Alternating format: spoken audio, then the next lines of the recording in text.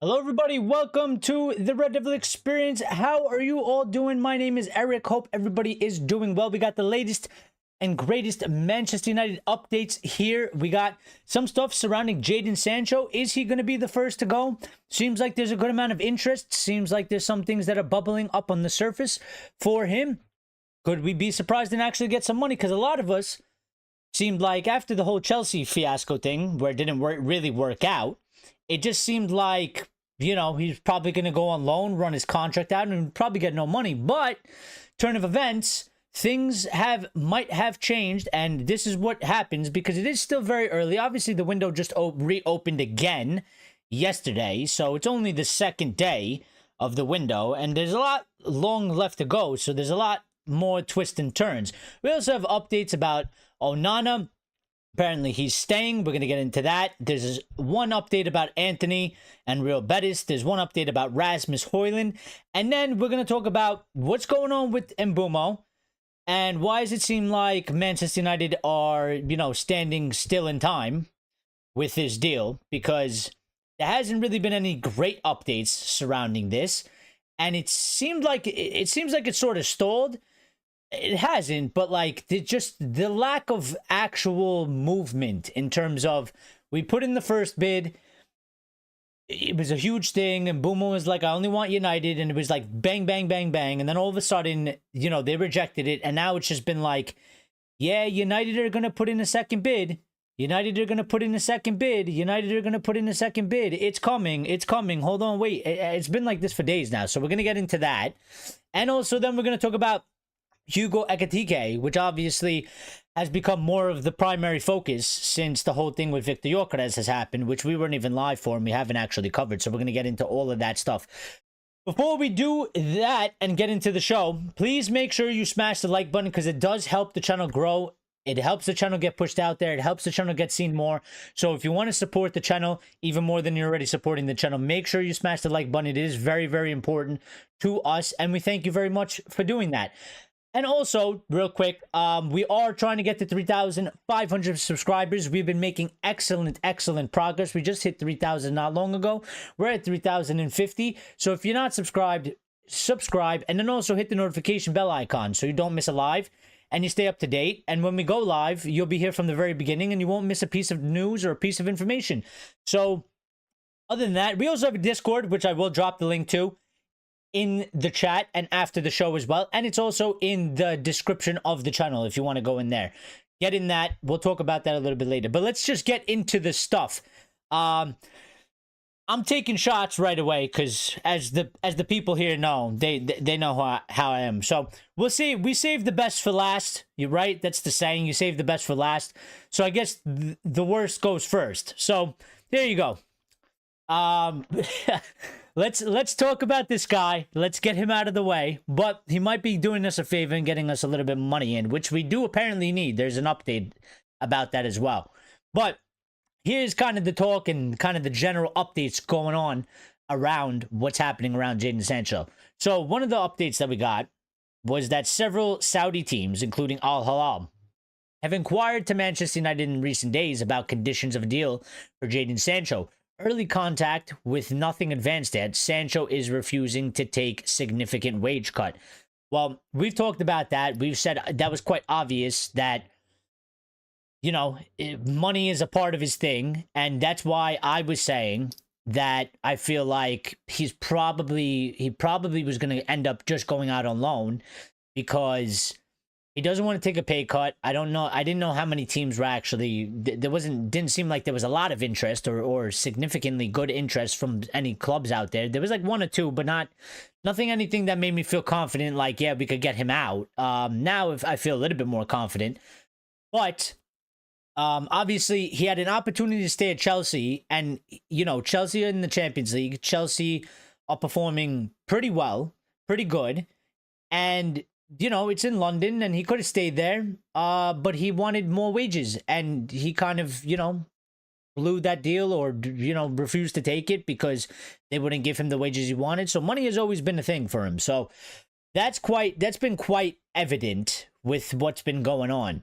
Now, Di Marzio, who is obviously Italian and used to be the king of the kings before Fabrizio came in, but DiMarzio has said that Napoli are making an attempt to sign Jadon Sancho. There's another update that goes into that. I don't know if it's from DiMarzio, it might be from somebody else, but there's another update about Napoli being involved in that as well. So one of the things, and here you go, Rudy Galletti and Valentin Forlan, if I said that right, yeah.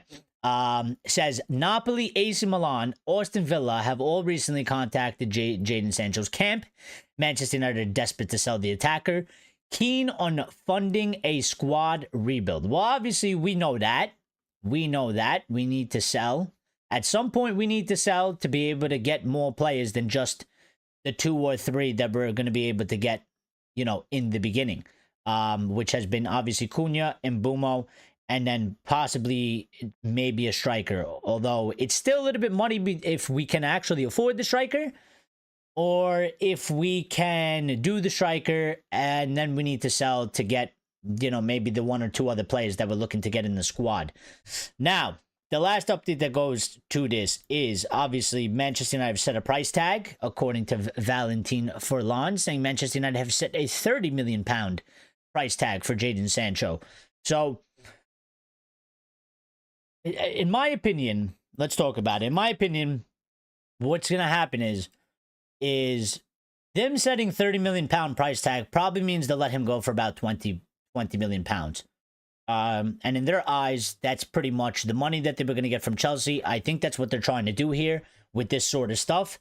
I think that's why they've set it at 30, because no one's going to be like, I mean, unless we're lucky, but typically, normally, nobody's going to be like, oh, you want 30? Here you go. You know, they'll probably say, we'll give you 20 or something like that. Maybe 25 with some add-ons or something, plus his wages. So that's going to be a problem. I think United right now just want the money that they thought they were going to get from Chelsea, which was 25 million. They've gotten 5 million from Chelsea because of the, you know, the reject clause that they had where they chose not to do it, and they had to pay us 5 million. And if they can get 20 million from some other club that actually buys him, then that's the 25 million. Some people will argue, why not go for more? I mean, listen, I think at this moment in time, the way things are kind of looking, we'd be kind of lucky if we can actually sell him for 20 and not end up with him going on a loan and not end up with him running down his contract so that he can get a big, you know, pay at the end of his contract and go to whatever club he wants for free. So, Lyle is here, says, hey, Eric and all you Reds. Steph says, big up Eric and Lyle. Big up yourself. Steph, how you doing? How you guys doing? Lyle, Nubis Kubis says, it's Al Hilal, not Al Halal. Halal is food, bro. Listen, I got the New York, I got the accent. It's gonna happen, man. It's gonna happen. Just deal with it. I'm gonna pronounce the words. Listen, I'm not one of those guys. I'm not too fussed about words. But I appreciate you trying to help me out pronouncing things. But it's gonna happen. Robert Nazaya says commercial club. Well, I mean, we have been for quite some time, long time now. But to be fair, you know what? I don't really have a problem if we're necessarily a commercial club. But you can't be 99%. You can't be 90%. You can't, I would argue you can't be 75% commercial club. You need a balance. Whether people like it or not, at the end of the day, football is a business. It's also a sport, and it's a sport we love, but it's a business as well. There's a lot of money in it, and there's it is a business.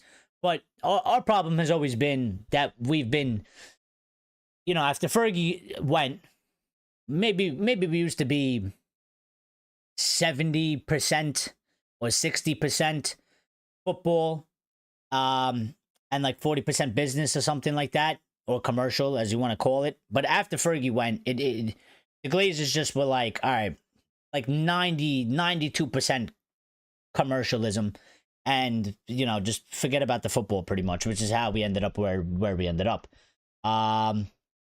Lyle says Eric needs lessons. No, I don't. I pronounce the words the way I want. Who made the rules of how the words are pronounced? I make my own words. SK says, got me feeling like Ornstein.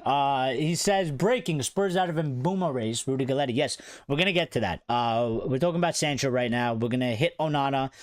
Not literally. I mean, we're gonna get to the news updates. Don't hit Onana, all right? You don't have to like Onana, but don't hit Onana. We don't advocate for violence here, all right? I don't want to get sued. I don't want to get in trouble. We're gonna get to Onana. We're gonna do Anthony. I know not like that either. We're gonna get to Anthony, and we're gonna get to Rasmus, and then there's MBEUMO, and we got the updates about that coming. So, Temesgen says, United, I want Osimhen, MBEUMO, Emi Martinez, Ederson, Hayden Hackney, Louise, Malik, Fofana, Laporte to United is better for next season. He's always changing them. But I tell you what, I'm telling you, we should get Temesgen as a, director of football or something. We need him in there. Because he comes with these lists, and actually, when you read them out, he might change a couple of them around, but they're always pretty decently good lists. He might be able to help out Wilcox or something. Maybe, maybe give it to Jim. Maybe he'll listen. United then transfer window has got us reporting like we the reporters. Yeah, unfortunately. Fofana is on Chelsea's radar. I mean, who's not on Chelsea's radar? Chelsea's kind of like us in a certain sense at this point in time. Like, United are linked to every player, whether we want them or not. And since Bowley has taken over, Chelsea is kind of the same. Like, Chelsea is like everywhere. You never know. Todd Bowley could wake up one day. Todd Bowley could literally take a nap in the middle of the day and wake up and be like, all of a sudden be like, let's go pay like, 80 million for that player for no reason. Just because, so some other team wants him, like Arsenal or United. Oh, they want him. Oh, all right, just go buy that guy. So, we're all over the place. Temesgen needs to work with Vivell. Yep, I mean, I like... There's a small update about Vivell in here as well. And I've been saying for quite some time, I think Vivell is probably... and I'm not trying to hate on Wilcox. But I think Vivell is probably the strongest guy we've gotten there. In terms of a football mind. Putting a squad together, scouting and stuff like that. I think Vivell is... probably the one that's gonna... It's important that we have him, and I think he's probably the one that's gonna help us out a lot. So, Nubis Cooper says, Job Bellingham just made a debut for Dortmund. We better be quick on Hackney and Rigg. They might be gone by the time United have the funds to buy. Well, we can only be... I mean, it's a good point, Nubis, but we can only be as quick as... We can only be as quick as quickly as we get rid of the players and sell them. And that's always an issue for us. It's been an issue. And I still kind of expect it to be an issue. I think it shouldn't be as bad as it's been in the past. But I think if anybody's expecting for it to do a complete 180 and go from like really bad to really excellent, I think you're setting yourself up for to be disappointed, because I don't think that's going to happen, and I think it's too far of sort of a jump, considering if we operate really poorly, to start operating really positively with sort of, things that are going on between the players that have certain wages and contracts and stuff like that. And, it's hard to get rid of them. And a lot of these players that we're dealing with, that we're trying to get rid of, then it's not like Ineos bought them. So Ineos is dealing with problems of the past. Just like managers that have come in previously as well. I mean, they would come in and they would deal with problems of the past from other managers or previous mistakes that they made under those managers. So it's kind of the same thing here. But I mean, on Jadon Sancho, I think hopefully we actually do get this money, because we're going to need to sell at some point, and we're going to need money if we are to do what Nubis is saying. Because at some point, we're actually going to be stuck for real. Like, we won't have any funds, and we'll be sitting there basically just desperate to try and get rid of something so that we can actually move. And what I don't want is for United to get stuck for weeks on end without being able to move and missing out on a couple players because we don't have the funds, because we're unable to move in some players. So it's going to be a real critical time for that sort of stuff to happen. And they're going to have to figure out a way to get it done, because if they don't, I think it's going to mess the window up for them. And if it messes the window up for them, you've messed the window up for Al-Marim. And if you've messed the window up for Al-Marim, um, you know, once the season starts, like, listen, if they mess up the window, everybody's going to be pissed at Ineos. Everybody's going to say Ineos out and Ineos isn't good. But once the season starts, when we're 10 matches in and we're losing a match because maybe we couldn't really get a good enough striker and so we can't score goals, or maybe because, you know, we didn't move Onana on, or we didn't get somebody that's a good second goalkeeper, nobody is going to be like, it's Ineos' fault. Everybody's going to be like, it's Al-Marim's fault and Al-Marim out. So, even though they've messed it up. So, we got to remember that. You know, the pressure is on, and it does trickle down. If Ineos messes up, it messes up the manager. And if the manager messes up, it messes up the team. And it ends up as a disaster. And then he's the one that gets sacked out of all of them, you know. So Jim ain't going to go nowhere. Wilcox isn't going to lose his job, per se, or anybody else. I mean, if anybody is at the real threat of their mistakes, it would be Ruben Amorim. So it is important. It is important. But let's talk about Onana real quick. This has upset quite a lot of people. But Samuel Luckhurst, I think the other day, said Andre Onana is expected to remain at Manchester United this summer despite reports, and then said Ruben Amorim has a warm working relationship with him.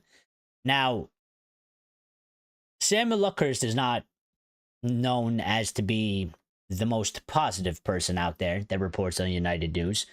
And many people don't like him. And I can understand why. But he has been doing this for a while, and he does have, you know, his sources. And sometimes he puts out some good stuff. Sometimes I think he puts out absolute bullshit. But sometimes he puts out good stuff.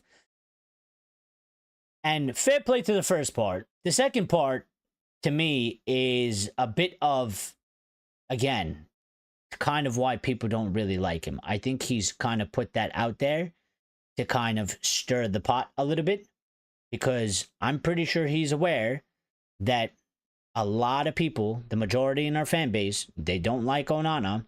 There's been a little bit of pressure on Ruben already, and people getting on his back. There's pressure building for next season, because when we start, and when you put in the sentence, Amorim has a warm working relationship with him, people read that and they go, oh, Ruben likes Onana, so Ruben doesn't want to sell Onana, he wants to keep him. And then their next reaction is Ruben is a fucking idiot and Ruben needs to get sacked, because how can this guy think to keep this goalkeeper?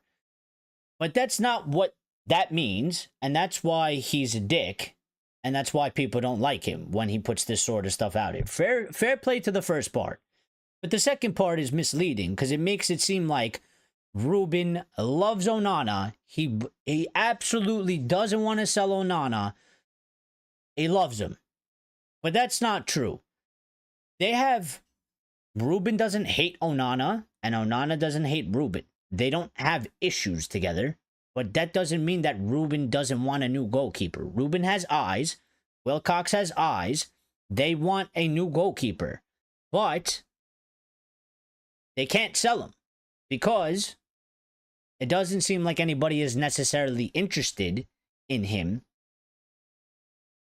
for a fee that the club would actually want to sell. So, it's a problem. But, because one of the updates as follows goes like this, which came today from The Athletic, saying Andre Onana's representatives held a meeting with Old Trafford figures last week, and the goalkeeper is expected to stay this summer. Although United could still enter the market at his position to sign a backup who can provide him competition. And this is all because, again, we know we're not good at outgoings. I mean, we're not really very good at incomings, but we're more bad. We've been more terrible, more consistently on outgoings. We struggled to do outgoings because it's like we haven't done good business like that in outgoings for so long. It's like the club doesn't know how. It's like we have to learn to crawl before we walk in that department, essentially, once again. And this has pissed off people, and I rightfully so. But I've always been saying, and I've been saying this for weeks and weeks and weeks and weeks and weeks and weeks and weeks. I don't disagree with the people that want Onana gone. I've always said that I don't know if they're going to be able to get rid of him, and they might not be able to necessarily do it this window because maybe they're prioritizing some other positions. People out there say he is the #1 problem and he is the biggest liability. I'm not even going to argue you on that. That's fine. That's your opinion. I prioritize other places. I do agree that I would like a new goalkeeper and I would get one for sure if I can do it. But at the same time, I've always said, worst comes to worst scenario, what the club should absolutely 110% be doing.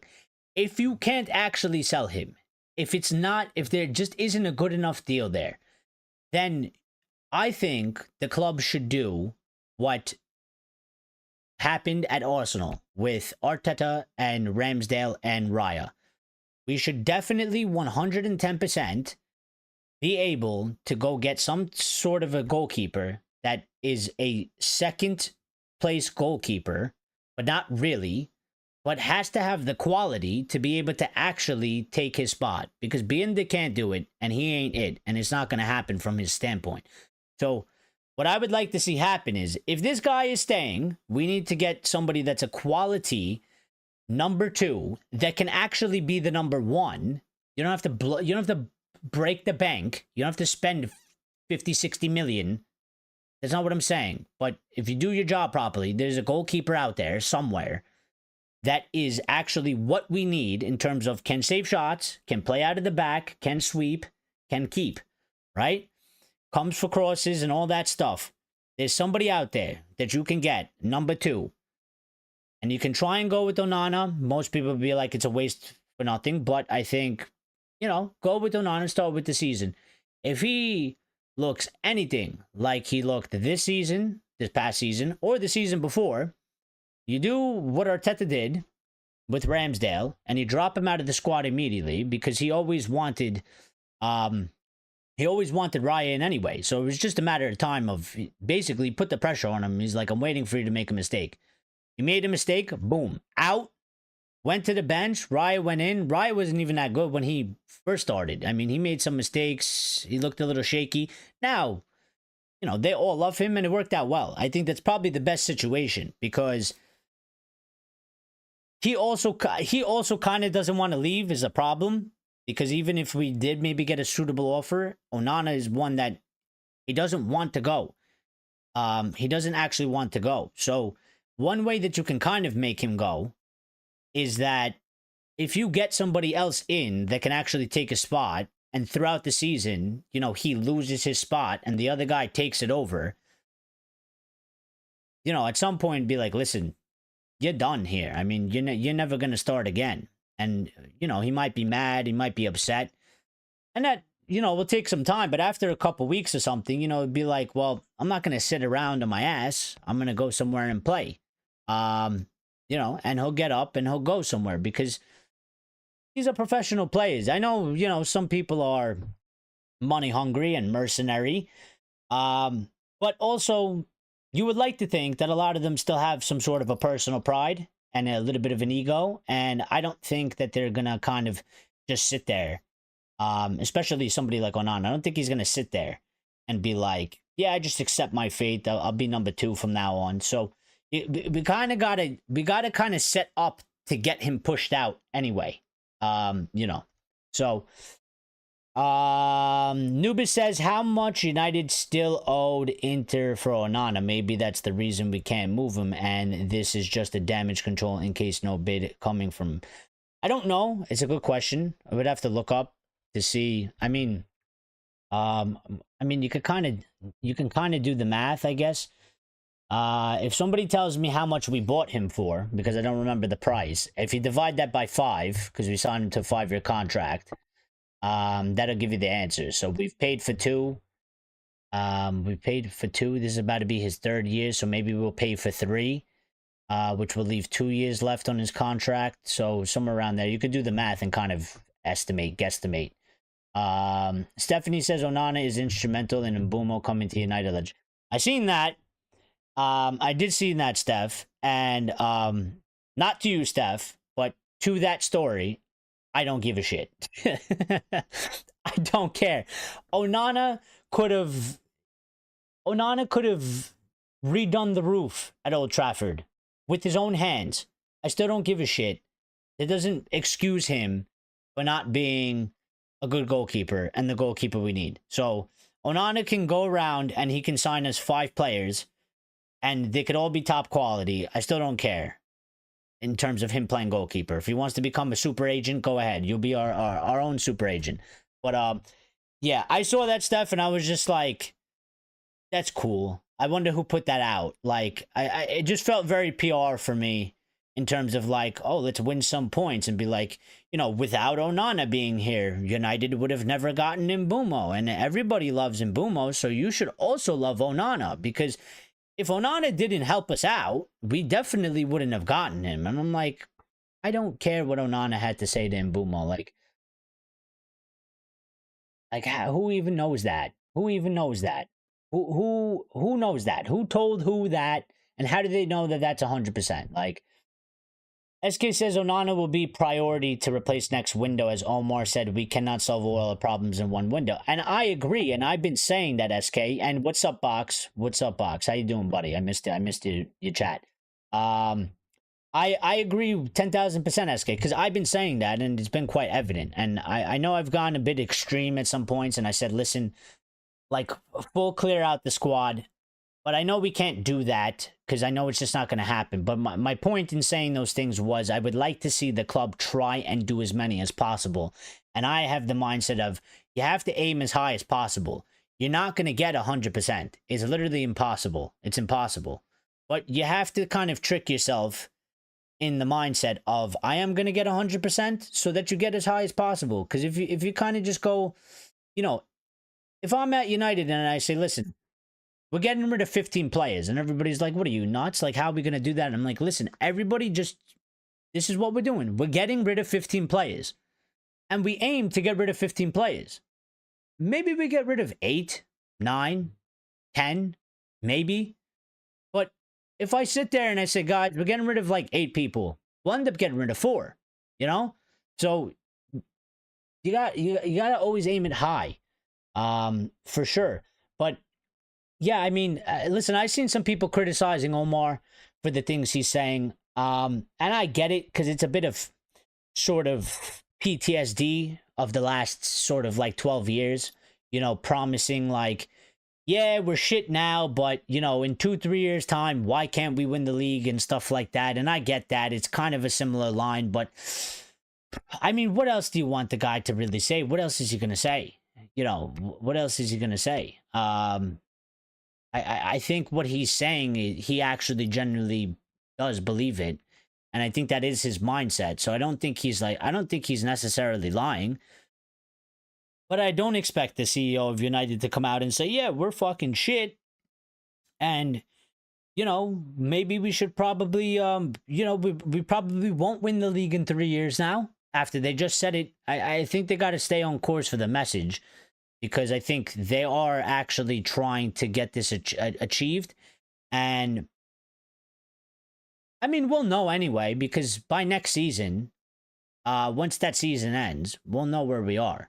I mean, if we have anything close to what we just had, then literally, obviously, clearly, it's not happening. You know what I mean? And they'll have to come out and they'll have to say, you know, some other shit or whatever they got to do. But,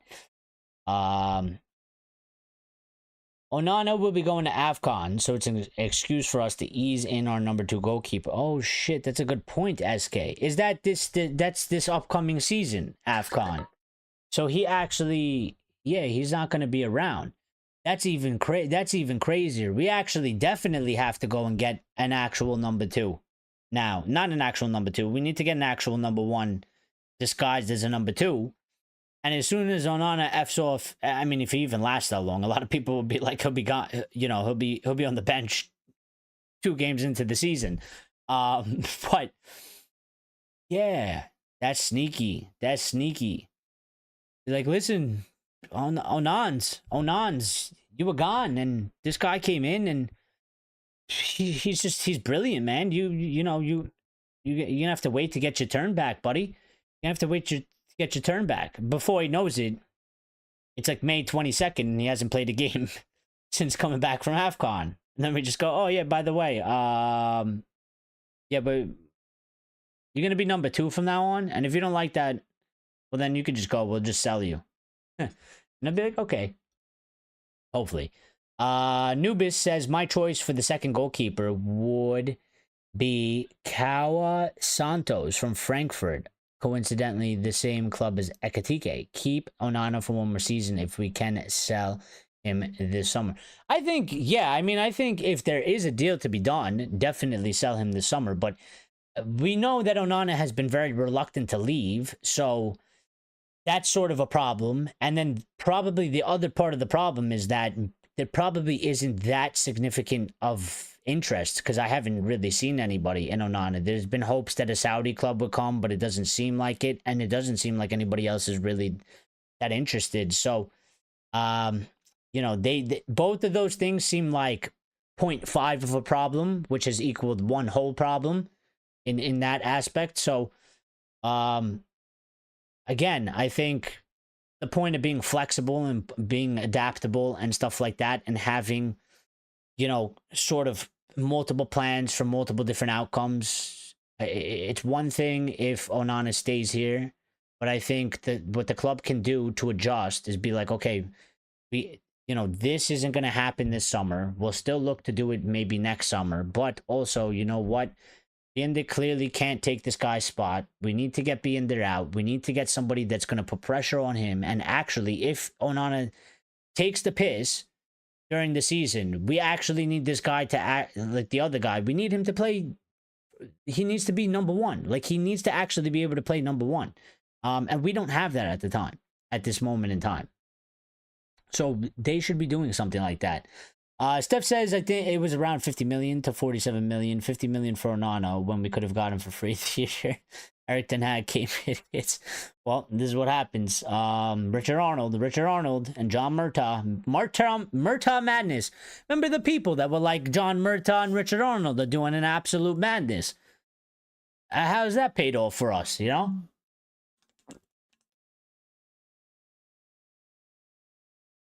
Can you actually believe there was a time where there was United fans and they coined the term Murtaugh madness because they were saying that they were doing an absolute madness in the market? They did such a madness in the market, they set us back 17 years just by themselves. Yeah, so we're paying probably, you know, around 10 million a season for him. So we've paid 20, probably something like that. I mean, a payment's coming up because we signed him in the summers, so it's about to be third year, so we pay 30. So if we pay 30 and he's about 50 or something like that, you know, there'll be 20 left. So we would need a fee of 20 million plus for him. But he also needs to want to go. So, yeah. Fox says, if MBEUMO needed persuading to join MUFC by Onana, then we are in trouble. That's what I'm thinking. I don't think, like, you know, I don't necessarily.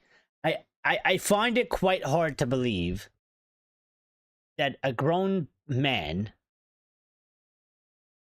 has chosen to reject all other clubs solely because another grown man has told him to come to a football club. I mean, I know they're like the same, like, you know, nationality and whatever, but like,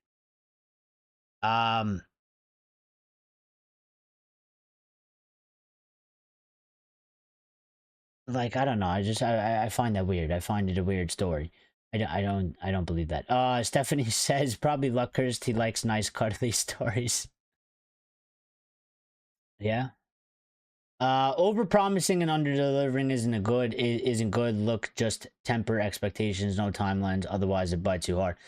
I mean, you do make a good point, Steph. You do make a good point, but, and I get that, but I would say that, listen, this is their project. This is what they've decided to go ahead with. And I kind of just, you know, do you. I hope it works out. I hope you don't burn yourself. I hope you don't end up looking like idiots.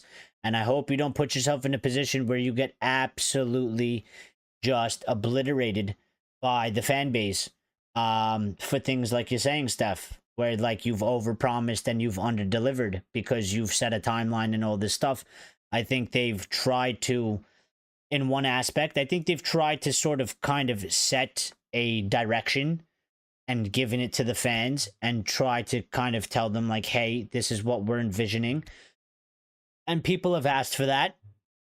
But I kind of just feel like whatever they do, Steph, I just feel like they can't really win unless they actually deliver.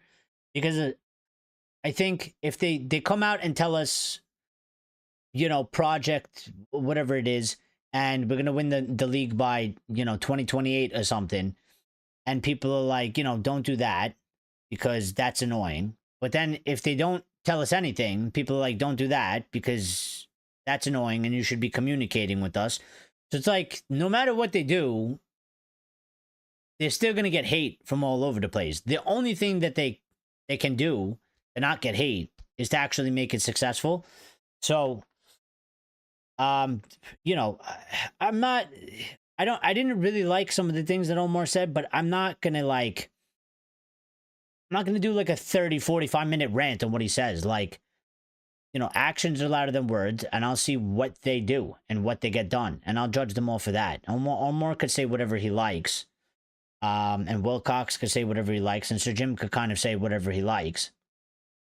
And that, you know, it has meaning to it, but it doesn't hold as much weight as what actually happens in terms of transfer business, players in, players out, you know, decision making and stuff like that. What happens on the pitch? So, we should have never let Kovar go. Well, we have what's his name in there as well, and they don't seem like they really want to use him. So, I don't know. Anubis says, have we forgotten about the stunt Onana pulled 2 years ago at AFCON? He purposely sabotaged Binder's opportunity by going to AFCON late and return as early as possible. He might do it again. Maybe. He might. He does weird shit when he goes to AFCON. It's a good point, Anubis. He does weird shit. Like, you know, he fought with the international team. He supposedly retired. Then he supposedly came back. Then he was like, oh shit, I'm going to Manchester United. And I'm new, and I kind of want to hold down my spot, but I kind of want to go play in the AFCON. So he did some weird shit where, like, he literally stayed, like he was supposed to leave. He played a game. After the game, got on a plane, went there, played like 2 matches, got on a plane, came back because they got kicked out, and he, you know, it was just weird. Just weird. Woodward Masterclass. Don Murtaugh. It was saying. Lines is here as well. What's up, Lines? Steph says Murtaugh dating Rabiot's mom and cozy pointless visits to Barca for FDJ all summer long. But hold on now. Are you making a joke, Steph, that he was dating Rabiot's mom? Or was that something that I totally missed out on? Because that would explain a lot if he was actually dating Rabiot's mom. I mean, you never know. It's a crazy world out there. It's crazy kids out there doing crazy things. You never know. You never know. But yeah, obviously, I mean, him and Murtaugh and Arnold, you know, just they would tour in Italy and they would tour in Spain, you know, drinking some pina coladas, spending like 3 weeks, came back home empty-handed with nothing at all. It was good times. Absolute madness. One of the updates is about Anthony, since we're talking about Spain. I know he's Brazilian, but better than Spain. And this is The Athletic. So when The Athletic speak, people listen, and they pay attention a lot more. Real Betis want to sign Anthony permanently after a successful loan spell in Spain. Betis have had conversations with Manchester United to find out their position on his future. However, no offers have been made for the 25-year-old, and there is an expectation that a deal might take time to be completed. Now, this kind of goes the opposite of what I said, because I kind of felt like Anthony could be one that probably would be done the quickest. But the Athletic's saying that, I mean, there's been no offers made, and there's an expectation that the deal might take some time to be completed, which isn't necessarily positive because, again, we just talked about how we need speed in terms of sales so that we can get speed for incomings, and, you know, continue the flow pretty much. It's almost like cash flow. We need to keep the cash flow going because if the cash flow dries up, we're screwed and you can't move and you can't do anything. So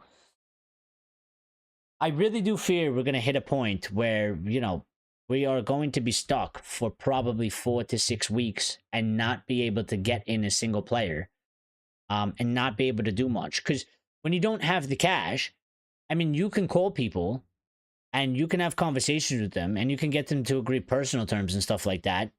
But at some point, you have to let the player know, or the player's agent, like, yeah, listen, we need you to wait like 2 or 3 weeks because we need to get this player sold so that we can get the funds to do this deal. And if it takes you longer than that, I mean, they might start getting frustrated. They might be like, you know what, screw this. We have 4 other offers on the table. We don't need to be sitting around waiting for United. They're taking a long time. It's really annoying. I want my future sorted. I want to go with the new team. I want to get in the preseason. I want to make sure I have a good preseason. I want to be, you know, like all types of things start happening. So we got to like, we got to figure something out. So hopefully we can get Sancho out. I don't know about this, but I mean, this is new in terms of that. Apparently Betis now all of a sudden they want to sign Anthony permanently, but they've been saying for like 2.5 months that they don't have the money. So I don't know how they expect to do this now, even though I've been calling them out and saying I think it's bullshit that you don't have 30 to 40 million. There's no way. And if you desperately want him that bad, you can't tell me that you can't sell a player or two out of your squad to get some sort of money. Even if you have to pay us, you know, over the next 5 years for it. I just don't buy it. Like, I really don't buy it. I think these guys are just trying to get him on loan again without paying a transfer fee. He'll be 1 year less down on his contract. You know, I really don't get, like, to me it's like somebody that goes, like, you know, to the Ferrari dealership and they're like, I really want that Ferrari, and they're standing out there looking at the Ferrari all day through the glass window, and then they walk inside and they go, yeah, I like that Ferrari, and they tell them, all right, 100,000 for the Ferrari, and they go, we don't have 100,000, can I just borrow it? And they're like, no, get the fuck out. Get out. Can I lease the Ferrari? No. Get out of my store. Get out. That is probably waiting for Johnny Cardoso's deal to be finalized first. Well, that's fine if they're waiting. I have no problem with that. I get that part.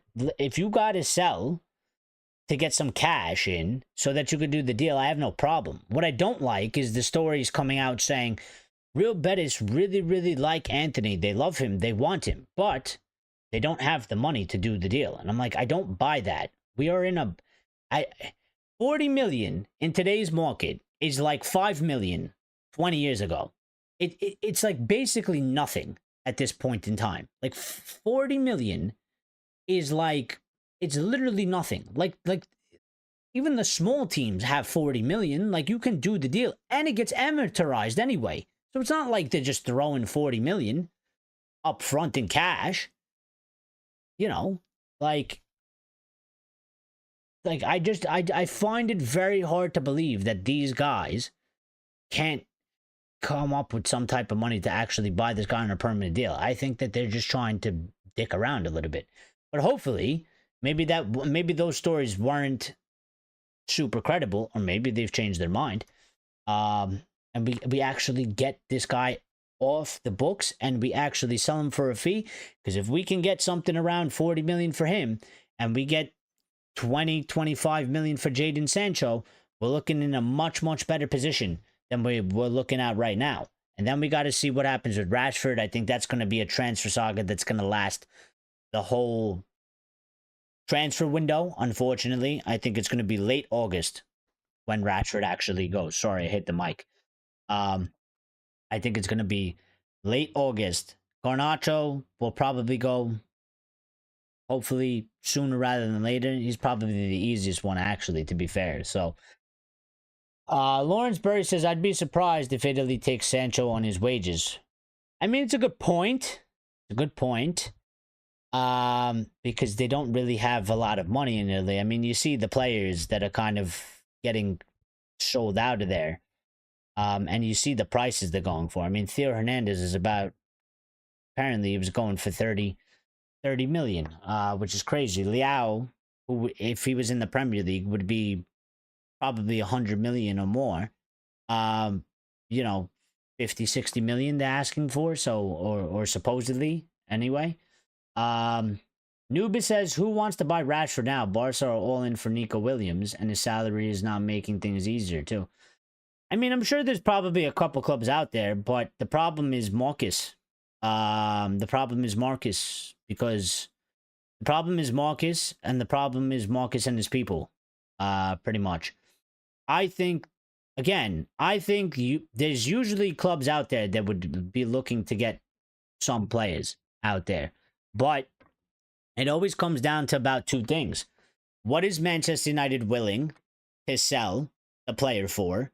At what price are they willing, like how low will they be willing to let them go for before they refuse every offer? Because, for example, they might want 40 million for Rashford. There might be 2 or 3 clubs out there that they say, we're not going to give you 40 million. He's also on like 325,000 a week, so we're definitely not giving you 40 million. We will give you 20 million or 25 million and also like pay half his wages. There might be like 3 clubs out there that they want Rashford, but you still need Rashford to want to go to them, and then you also still need United to accept those terms and be willing to sell for whatever that is. And if United don't want that, then those are the 3 clubs. That means there's no more options. And if Rashford doesn't want any of them, well, you can't force him either necessarily. So that means that those options are gone as well. So I think there's clubs out there that would take him, but I don't know if it fits the circumstances per se for what the club is looking for in terms of Manchester United, in terms of money.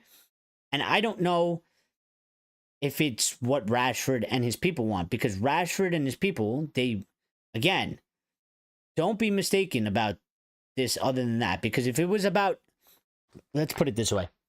If it was actually and only about him actually playing football and actually being in the England squad and getting back into his best form, he would go to one of the clubs like Villa or whoever that was already there, that was in for him in January. Make no mistake, the big push for Barcelona is because of the stature of the club. And if you leave Manchester United, you can only go to 2 other clubs in the world without it being considered a step down. And that is Barcelona or Real Madrid. You can't go anywhere else without it being considered a step down. Even at our current position, even in our current, what we've been for 12 years, the stature of the club in terms of, the name Manchester United, it's only like equal to Real Madrid and Barcelona. So they clearly have been pushing for that. But they got to figure it out, because if Barca, like you said, I seen that, Nubis, Barca, if they go for Nico Williams, they already have enough over there. I mean, people were making the argument they already have enough before Nico Williams. So where was Rashford going to play? If they get Nico Williams, there's no space for Rashford. So, but this is the problem we have with Marcus, because here's the thing. I think Marcus, in terms of the football club itself, like the entity itself, I don't think he has like hate for it. I don't think he has like, he doesn't necessarily want like, I don't think he wants like revenge or something. I don't think he's like spiteful in that manner in terms of the club itself. But one, I think he's he's not on good terms with Amorim, and he's probably pissed at him. And then also probably, people at the club, probably like Sir Jim Ratcliffe and stuff like that, and maybe Will Cox and stuff like that. Um, so he's not really inclined to really do any favors for us. He can literally sit and wait for Barca, and you know what? To be fair, Barca could just be like, here's a loan offer. We don't want to pay for him. We don't want to buy him. We'll take him on loan with an option to buy. Not even an obligation, but with an option. And they could just get him there just to, have an extra option, whatever, more competition, without actually having to pay. And the problem with that is that Rashford really wants to go there. So he would also take the loan, because he'd be like, well, listen, it's not permanent, but I'll go there and I'll ball out and I'll make them sign me. So it might be a big issue there. West Ham would take Rashford if he cut his wages by 30%. Yeah, but there's no chance in hell that Marcus Rashford is going to West Ham. There's no chance in hell. There's no chance. Not even if West Ham came up with the money to pay Marcus Rashford $450,000 a week, would he go there? He's not going there, because what is West Ham? With all due respect, what is West Ham? What is West Ham? West Ham have absolutely zero stature. West Ham will do absolutely zero for his brand. Absolutely zero. And they can't afford him anyway. They can't, he's not taking a pay cut. That's one of the big points. Not happening. So they can't even afford him. But even if they could offer him $400,000 a week, he still wouldn't go there, because there's no Champions League, there's no nothing, they have no stature, there's no Europe, and this is what they clearly want. PSG might also be up with the Spanish pair now. Well, we'll see. We'll see. Nubis Cooper says, do you think United will regret not selling Bruno if they fail to sell Rashford, Sancho, Casemiro, Onana, Garnacho, etc.? No, probably not. Probably not, because, I mean, they didn't really want to anyway, but at the end of the day, I mean, it was Bruno, the one that kind of... See, the people at United, they didn't really want to sell him, but I think they played it smart, because from their standpoint, they played it smart. I mean, they didn't force either direction. They waited to see what Bruno was going to do. And they would then use whatever happened. Like, if Bruno actually was like, no, I'll accept the offer and I'll go, then, the people at United there would have been a bunch of stories that came out that said many are very reluctant that Bruno, or they're sad that Bruno wants to go, but they don't want to keep a player that doesn't want to be here. You know what I mean? And then they would have sold him. But when Bruno rejected the deal, they're like, well, nobody at United really wanted to sell Bruno, and, they were always happy to keep him and stuff like that, and blah, blah, blah, blah, blah. So I don't think they'll regret, because Amorim didn't want to do it, and most of them in there probably didn't want to do it. Maybe there was a couple that were like, well, we got to at least think about it and look into it. And that definitely happened, but it was never their plan. It was never their plan to sell Bruno. They had no intention of selling Bruno, so I don't think they would. I don't think they're going to necessarily regret it, because they already had their plans set up, and it included Bruno being at Manchester United. So I don't think they'll regret it, but I think maybe the fans will regret it. I think, depending on how the season goes, I can see a point in time in the season where people will kind of just be like, if it's not going well, people will be like, man, we should have sold fucking Bruno for the cash, and we should have gotten more players or some shit like that. Now, hopefully that doesn't happen, but I'm saying I could see something like that happening, where we get to a point in the season, and if we're not doing well, I could see probably maybe a good amount of United fans, that sort of thing becoming a discussion at some point. Where it's like, United fucked up. They should have took the money, and we should have gotten more deals. I hope that doesn't happen, because I hope that conversation doesn't come about, because that means we're in a good spot and we won't have to be talking about that. But Yeah, like no, like come on. I mean, there's fans out there that like they don't have to hate Bruno. Again, I don't hate Bruno, but I said I would have sold him for the money. I think there's a fine line. There's people out there that don't like Bruno, but I don't think there's a lot of them. I think there's a small minority. I think the majority of people respect and appreciate Bruno Fernandes. Um, but when it comes to that sort of thing, it's a fair thing to contemplate between you got a footballer and you got a lot of money on the table. And what do you do? And some people would take the money, and some people like Box would say no way. And it's fair play. And one way, I guess, I mean, both ways could maybe be right. Both ways could maybe be wrong. Because maybe either way, it still didn't work. It still wouldn't have worked out. You know what I mean? If we keep Bruno, might still be shit. If we sold Bruno and we got money, it still could have possibly been shit and still not worked out. So, we'll never really know about the other side because, he's here. So we won't know, what would happen. But it's always a possibility. It's always a possibility for sure. 100%. 100%. But yeah. They're a historic club who need a return to the glory days, the Hammers. I mean, I understand. I wasn't trying to be like disrespectful to them. I'm trying to get the point across of like I try to look at it from their perspective, and their perspective is we are at Manchester United. Manchester United hasn't been great, but Manchester United is still a giant name all over the world. It's a global pretty much brand. It's a global football club. It's a global name around the world. Where do we go from leaving this global brand? Where do we go that can get us something similar, but also that we're playing high quality football? The answer ain't West Ham. Like, I'm sorry. Like, I'm not trying to be like disrespectful, but like we're being real. It ain't West Ham because it wasn't even Aston Villa, and Villa is better than West Ham. So like, it ain't even Villa, because he didn't even want Villa. He turned Villa down, all for Barca. So it's really Barca or Madrid. But there's no shot and no chance for Madrid. And the only one that there is Barca. So,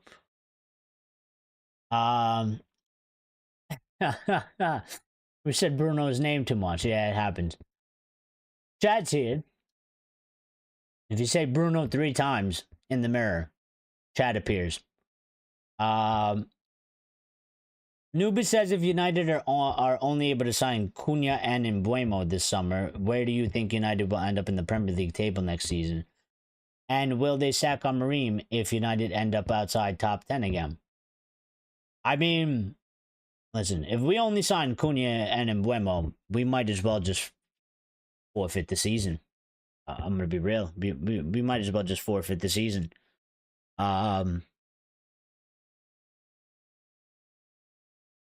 Yeah, we might. I mean, that's not gonna happen because there's just no way. There's no way that's gonna happen. But,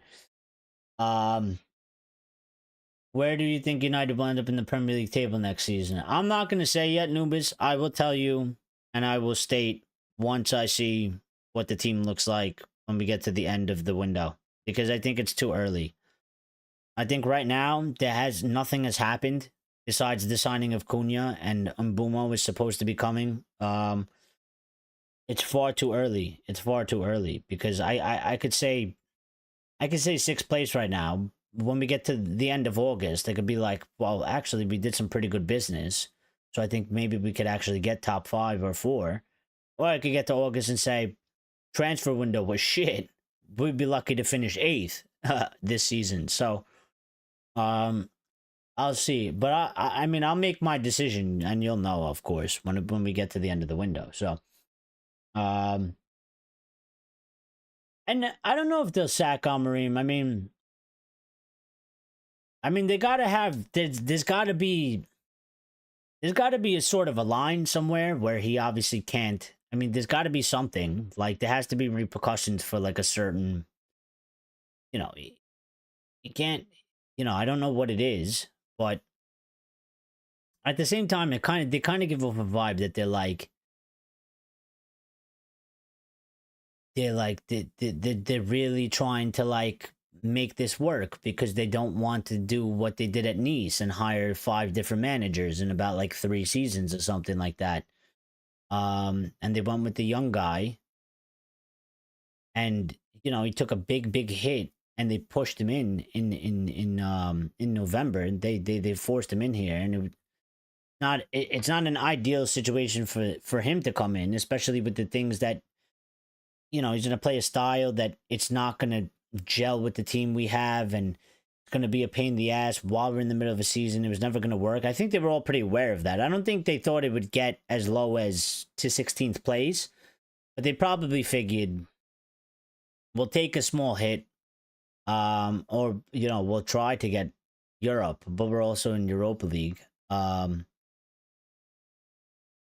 then we'll go from there. But it went really, really bad, so yeah.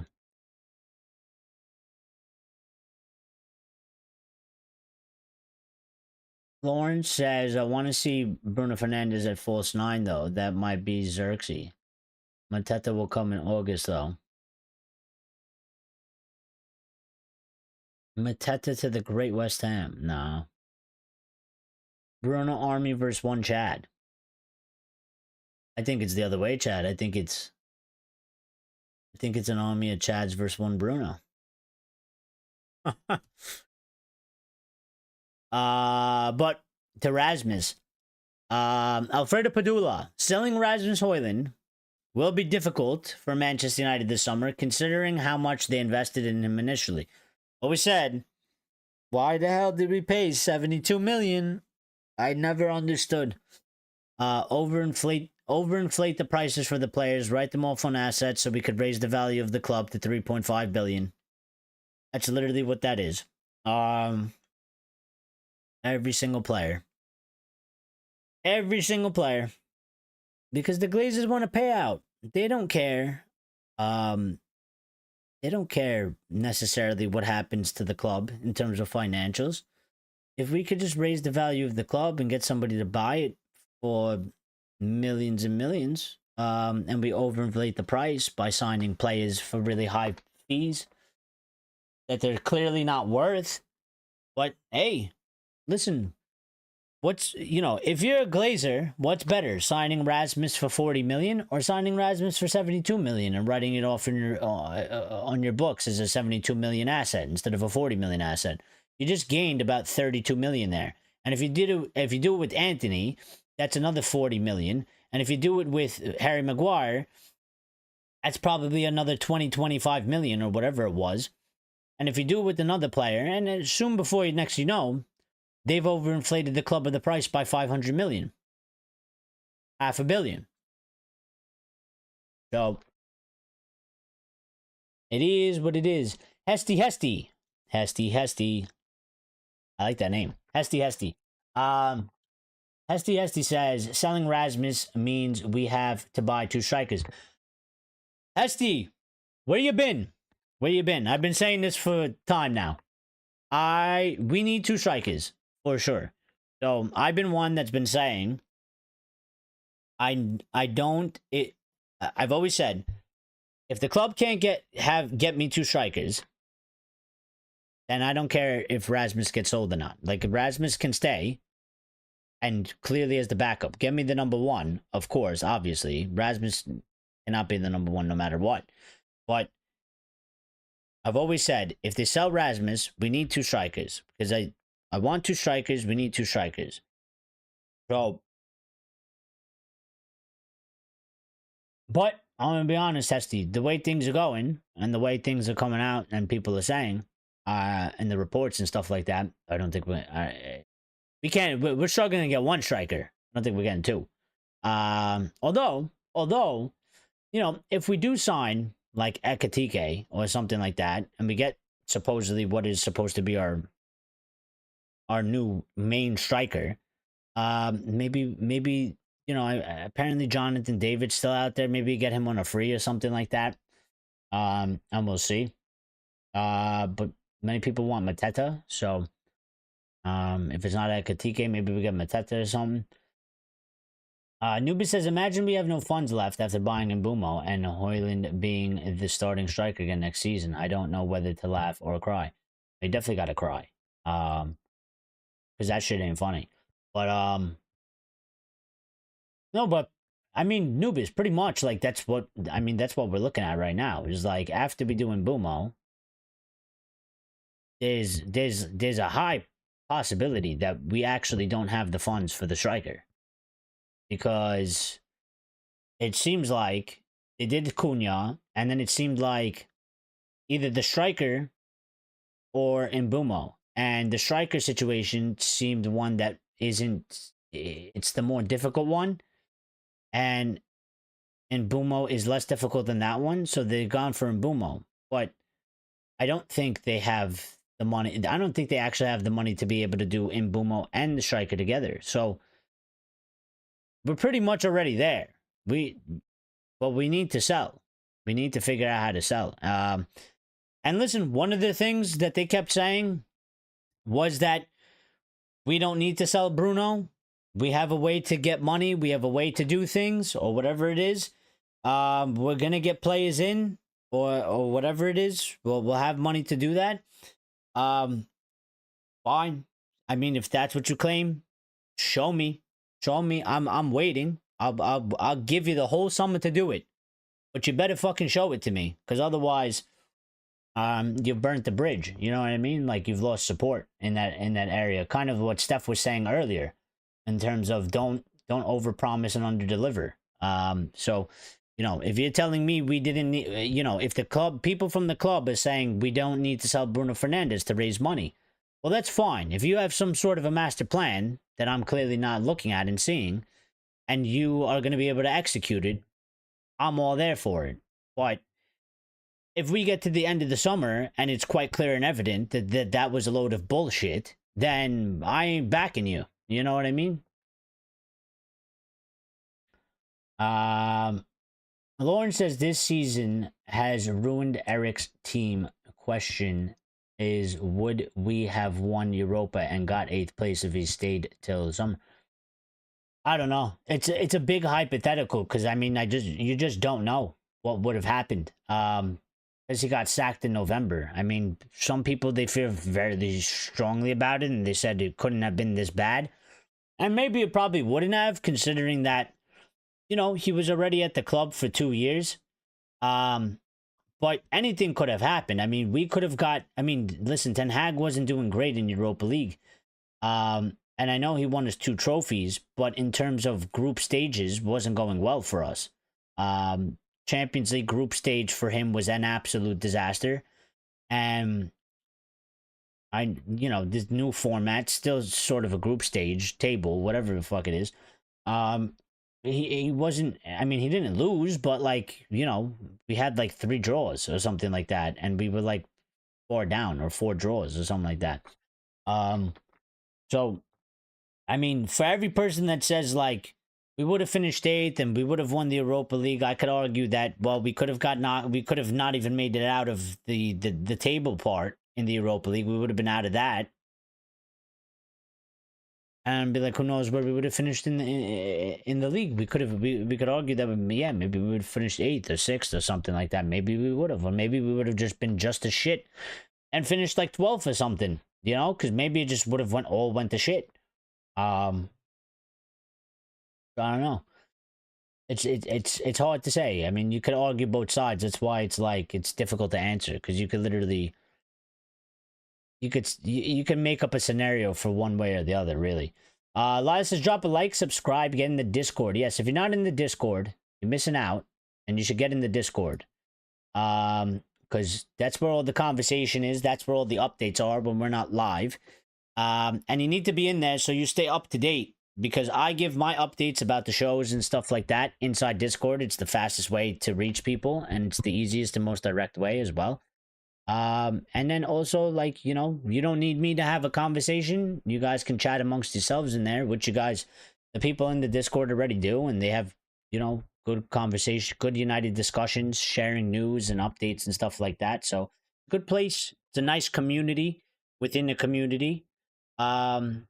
to just interact with each other. So if you're not in there, you're missing out, and you should absolutely get in there and join. All you got to do is click that link and you auto join, and you'll be a member of the Discord, and it's free. So I mean, you know, you got nothing to lose, really. You got nothing to lose.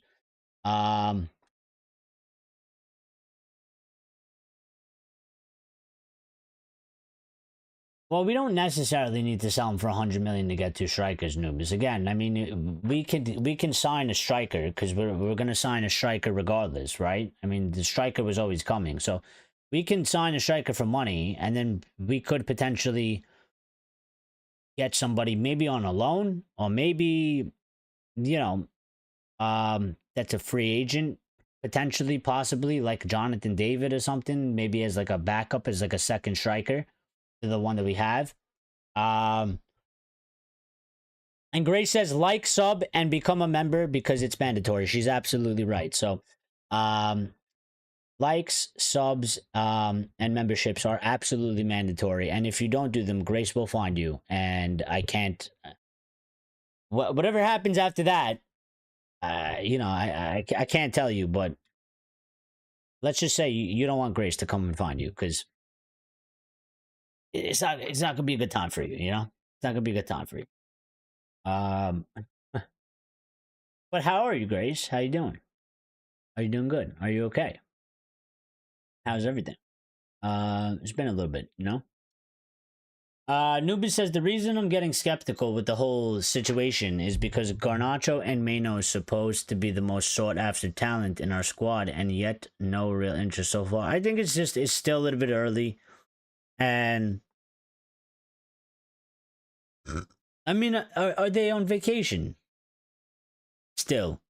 Like, I know the window's open, but like, isn't Garnacho's in like Japan or something? So, you know, it kind of happens as well. Like sometimes they'll just be like, listen, I'm gonna go take some time off. I don't want to worry about this. When you know, they'll tell their agent, and maybe their agent is doing some work in the background while they're away, but nothing concrete is actually gonna happen until they come back from their vacation. So some of the players can go out there and be like, listen, I'm going on vacation. I don't want to deal with this shit. I just had one of the worst seasons I've ever experienced. I don't want anything. You know, I want to go enjoy a little bit of my life. I don't want to think anything about football, and transfers and this and that. I'm going to go away for like 2-3 weeks. When I come back, we'll sort everything out and we'll go from there. So that could be a possibility as well.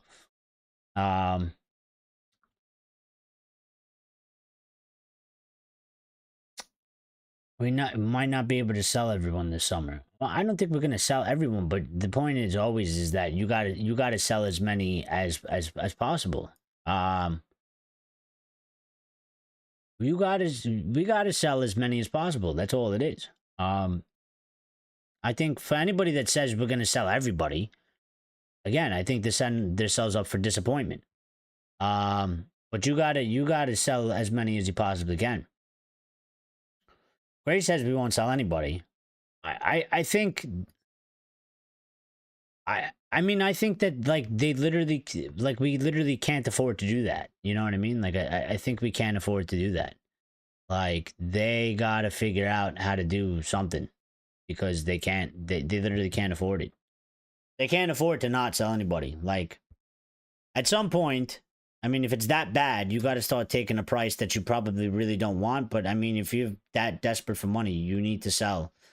You got to cut your losses somewhere, somehow. Lauren says, I am massively skeptical of Amarim now. Everything hinges on slotting the Ali and Eric players into the 3-4-3. Maybe the European or PF Saudi money would have made a difference, but well, I think 100% it would have made a difference. That was my whole argument for selling Bruno, because it was like, that's 100 million. You can literally rebuild the whole squad with 100 million. Plus whatever we already had. Plus, if we were to sell any extra players on top of that. So you could literally rebuild the whole team with just the sale of one player. Essentially. That was the whole point of why I would have agreed to do it, but it didn't happen. But I think to a certain extent, I do agree. Lawrence. It's not necessarily that I'm skeptical of Ruben. I'm skeptical of the players and the squad becoming a thing. But I would say this, that I always said, and I always held the belief that I was like, if you can get him 5 players, if you could get him 5 quality players, 5 in this upcoming window, I think you give him a good shot. I think 5 is enough to make a good enough impact for it to go positive and give him a chance to actually make us play better and look better, and for him to be able to like not get sacked. You know what I mean? Like to do good enough where he won't get sacked so that he could carry on to the next year. And if that happens, we should have improved position.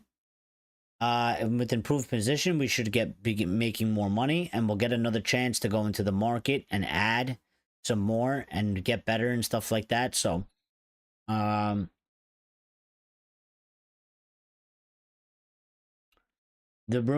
Saudi Bruno Fernandes money would buy you one Ekitike, hardly rebuilding a squad. No, it wouldn't.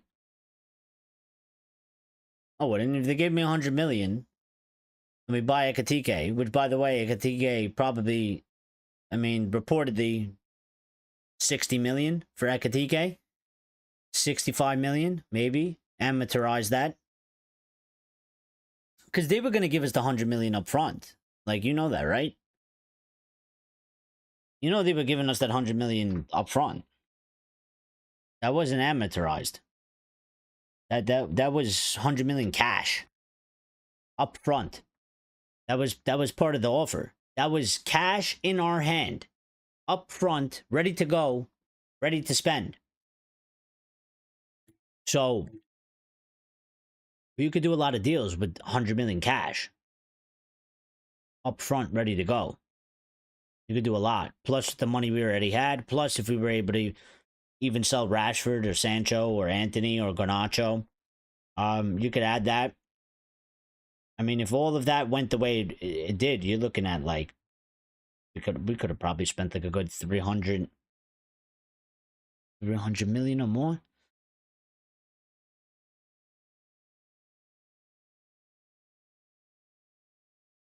Ray said, "I told you all 3 years to make this right." Yeah, but I mean, and that's fair. But you know, I have no problem with that, Grace. I've always known that, because that's what makes the most sense. I mean, we're not gonna do, we're never gonna do it overnight. I have no problem with that. Some people have a problem with it, Grace. Some people, they don't want to wait 3 years. Some people demand instantaneous success, which I don't agree with, because I think it's literally like, I think it's basically like impossible. And I think it's kind of a bit ridiculous when you look at the current situation and stuff. I think it's ridiculous to ask for. I think for you to get that, it's never going to happen. You have like a 1% chance, pretty much. So I have a problem with that. I have to see things happening along the way for them to get, you know, the 3 years to make things right. But I have no problem if it's gonna go, if there's signs where it's heading in a good direction. You know, even if it takes maybe 4 or 5 years, I don't care. I'll go for the journey. Because if we get to that point where we actually get into a spot where we actually want to be and we're actually happy with, then it'll be worth the wait. I thought Sancho's obligated loan was an obligation as well.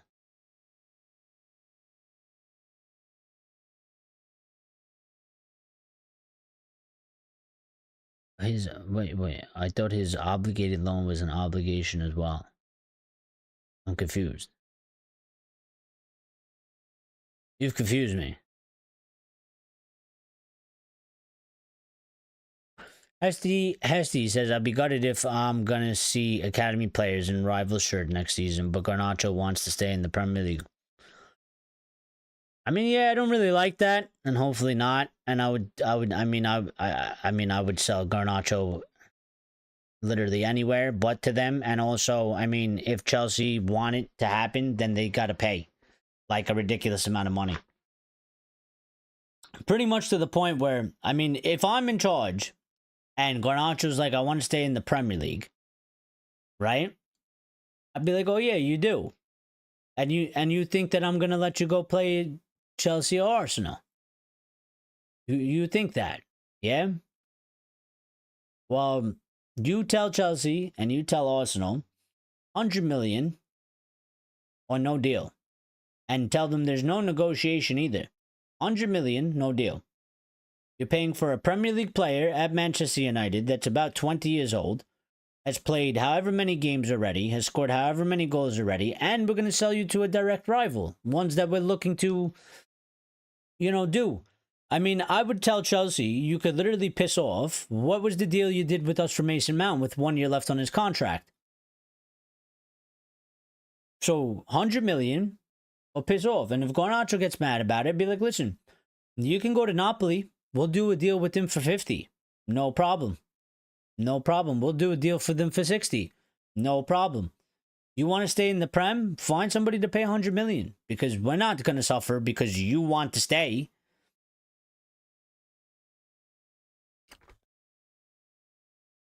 The fact that Sancho didn't take Chelsea's offer shows a lot. London life, UCL football, he would rather run down his contract and go on loan than get a sign-on fee at a new club. Yeah, and he also wants money. Like, here. No, I'm not here. Here. No, where is it? Right here. Here. Here you go. Several Saudi teams, including Al Hilal, have inquired to Manchester United in recent days about the conditions of a deal for Jadon Sancho. Early contact with nothing advanced yet. Sancho is refusing to take significant wage cut. I mean, that's why he turned down the Chelsea thing. He didn't care about the signing bonus. He wanted the wages. Chelsea offered him a low wage compared to what he's getting to United. There's a possibility that he does go, though, Grace. There's a possibility that he actually does get sold, considering these updates in terms of DiMarzio saying that Napoli are making an attempt to sign Sancho, and also that Napoli, AC Milan, and Villa have all recently contacted Sancho's camp. I have a feeling Sancho's camp is probably going to price him out of some moves, and maybe he can actually end up still going on loan and running down his contract, but he means obligation to buy. Well, there's an obligation to buy. Or what was the option to buy? It was supposed to be... I mean, you're right, Box. I mean, it was supposed to be an obligation to buy, but it's not really an obligation to buy if you have an option to refuse the obligation to buy and pay $5 million. So, like, it wasn't really an obligation to buy. It doesn't really make sense. Chad says, in 3 years, what did you think the other top clubs would be doing? Sitting on their ass and wait for us to be great again? Okay. See, but I have a problem with that sort of mentality, Chad, because I don't know. Where did Villa all of a sudden start becoming a top 5, top 4 team competing? I mean, they didn't make it, but where did Arsenal all of a sudden come out? And I mean, shit happens. Like, it happens. You know, it happens. Nothing stays the same forever. Everybody just sits there and says, I mean, if we take that sort of statement and we take that sort of mentality, then I don't even understand why we watch. Why do we watch? Why do we watch? Why are we still fans? Let's just close the club and let's go do something else. Because literally what you're saying is literally what you're saying means that whatever we're doing right now, this whole thing is pointless. Because no matter what we do and no matter what we try, the other clubs are just going to keep getting so much better that we'll never be able to catch them. So we're never going to be able to go back to that. So what are we doing? Like, honestly, what are we doing? Let's fold the club then. Like, if that's the way it's going to be. But I don't believe that, because there are periods and cycles in football and shit happens. Teams are on top, teams fall off. Teams fall off, teams come back up. Shit happens, and it only takes a few years. Really, it only takes a couple of years to get it sorted. So, if you do the correct job, they can improve and they can do what they want, but for the time being, I mean, maybe we won't win the Prem, but I would like to see United challenging and finishing at second at the very least. We're very far from that. But if we get to that point, then who knows where you can go from there.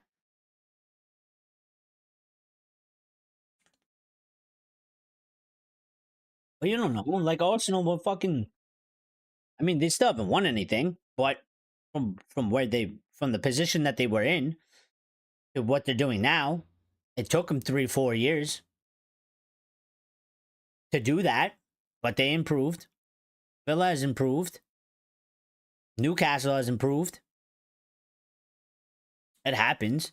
While everybody else is still going around doing things, I mean, teams improve all the time. It's very, very possible. It's very, very possible to do. Yeah, yes. Chelsea paid United $5 million back to release the obligation. But that's what I'm saying. So it's not. They called it an obligation, but that's not really an obligation, because an obligation means you're obliged to do so. Like you must do it. But if you have an option that you can take where you don't have to actually do that, then it's not really an obligation, is it? It's not really an obligation. Newbie says, well, if it takes 3 to 4 years to get all the players needed for Marine, by that time, Cunha and MBEUMO is close to 30, which is almost the same age as Bruno right now. Deja vu, we wasted Bruno's prime years. I mean, yeah, I mean, shit happens. But listen, I mean, yeah, but we could use Cunha and MBEUMO at that age around, and they should be experienced players. Jadon Sancho's book value is around 50 million. Just pay half his wages and accept 25 million from Chelsea. Maybe. I mean, maybe you're right. Maybe we should have done that, Grace. It's actually not a bad thing. But while you say that, because I know you weren't here, Grace, so. But according to this guy, Valentin Furlan, Manchester United have set £30 million price tag for Sancho. And my whole thing about that is that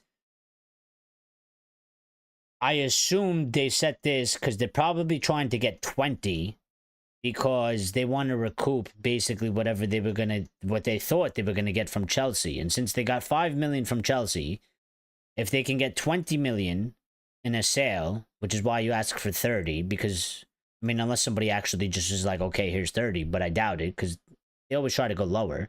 So hopefully 25 or 20 million will still end up with the same amount of money that we were supposed to get from the Chelsea sale. So hopefully that works. But we got to see how that goes. When Roger got injured, the league changed this season. City wants to dominate forever. We fans, because we can get better, but there is a way to do things. I said this before. The clause has Chelsea written all over it. They are the kings of loopholes. Probably the only way a deal could have been done. 100%. Grace says 30 million, take the 0 off. No, listen, I mean, I mean, he did okay. Like bang average at Chelsea, but it was like, okay, and Chelsea were actually willing to pay the 25 million. They just didn't want to give him the super high wage, and he, effed off. So I actually think I said this before. I said, I mean, like, if we can get 20 million from him, but don't ask for 20 million because they're going to offer you 10 or they're going to offer you 15. You got to ask, you got to go high so you get what you want. So them setting 30 million in the hopes that somebody offers 25 or 20, I think that's what they're looking for. I think they want somebody to be like, yeah, we're not going to give you 30, but here's 20. And they'll be like, okay, 20 from them. 5 million from Chelsea. That's 25 million. That's the 25 million that we were going to get from Chelsea. If that deal went through, we can take this money. He can go. We've got that sorted. That was the deal that the money we were originally going to get. So Villa bought better than us. That's why they are where they are. We suck at getting quality. Arsenal got Rice. United fans said Rice is not worth 100 million. That's fine. United fans can literally say anything they want. That doesn't dictate what the football club should be doing. United fans can literally say that they want, I don't know, the shittest player in football for 500 million. How does that impact the football club? The football club should be buying football players to make the football team good, regardless of what the fans want. But you are right, and this is what I'm saying. Villa bought better than us. They absolutely did. And that's why it can change in 3 to 4 years. Because if we actually get people that can actually buy and actually do a good job, then we can get there and it can happen. But they got to do the job. So, and if they fail at the job, well then I don't know what happens to all of this, because I assume they won't be able to survive Ineos and the Glazers to a certain point, to a certain extent, because they can't really afford it. And then I guess we got to see where it goes from there, because, I mean, you never know. I mean, for all we know, Chad, for all we know, this whole thing can become an absolute disaster. We can finish outside of the top 6 for the next 3 seasons in a row, finishing 12th place and no higher than 12th place.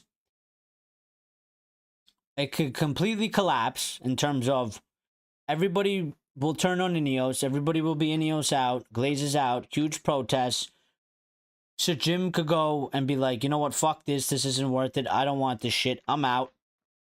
Pulls out, dips. The Glazers are like, fuck.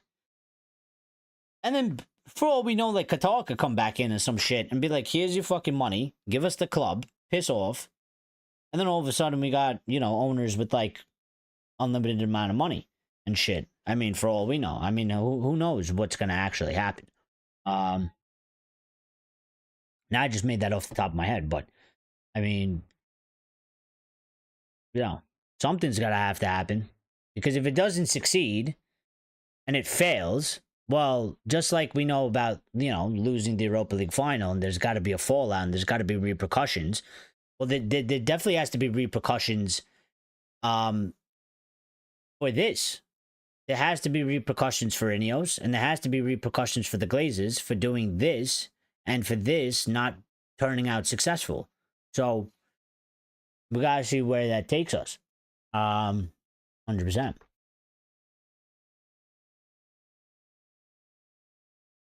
Rice is the best CMS in the Prem. I mean, he is. He's definitely worth 100 million, 100%. He was definitely worth 100 million, 100%. No doubt about it. But you need the people to get us the players. So we can do the same. They can have Rice right now, but football is always changing.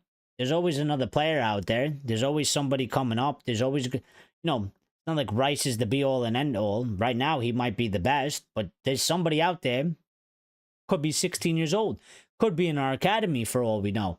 Could be in somebody else's academy. But there's somebody out there that's going to be better than Rice. There always is. Fans dictate what the club does. We are the oil. I mean, the people that can afford tickets and the original shirts are the oil. And I disagree. I disagree. We do not dictate what the club does. I disagree. I think in a certain aspect, a little bit, sure. But I don't think we dictate what the club does, because actually, I don't think that... number one, I don't think the Glazers give 2 fucks at all about any of us in any sort of way. So, whatever we think and whatever we say, they don't care. Not in the slightest bit. And they're going to do whatever they want. So, when it comes to them, they really don't give a shit. And we could say and do whatever we want. They don't care. They'll do whatever they want, like they've done in the past already. And Ineos, I mean, listen, to a certain degree, I mean, there should be some sort of a communication with the fans, and there should be some sort of understanding. But again, everything needs to be in moderation. The club shouldn't be operating from a spot of, even if fans complain or moan about a certain individual player or whatever, it's their duty to make the correct decision in terms of a footballing decision for the football club. So there can be a player there that is not well liked, but if he's integral to the football or the system or the manager, it's up to them to be like, well, we're not fucking selling him. You don't like him, too bad. Like, he needs to stay here because it's what we need. So they shouldn't necessarily be operating like that anyway. I don't know how. I mean, Ineos have been doing things that are obviously they're unpopular, sacking people and stuff like that. So I mean, if we dictated everything, no one would have got sacked, no one would have lost their job, because that's highly unpopular, like very unpopular among the fan base. So they do take some things into consideration, but I don't. It wouldn't be a good thing to operate like that anyway, because that's just not the proper way to do so. But also, I mean, there's quite numerous amounts of examples of like they will do as they please when they feel like it. They do little things to keep the fans happy, to try and keep them coming solely for the money. I mean, let's just be honest. I mean, they don't really care about individuals and people. It's just about tickets, but they don't worry too much about tickets because, I mean, anybody that goes to the matches, they'll tell you there is a fucking queue for season tickets like you've never seen before. If 50 people cancel their season tickets, there's 2,000, 5,000, 10,000 more people ready to take them. So it's not even a real issue for them. People always buy the merch. They still buy the merch. They're still buying the merch, so they're getting the money from there. And we still watch them on TV when the matches are on if you're not going to the game. So, I mean, they're not really too fussed about us. Tio Pedro says, if things go wrong next season, when do you sack Amorim?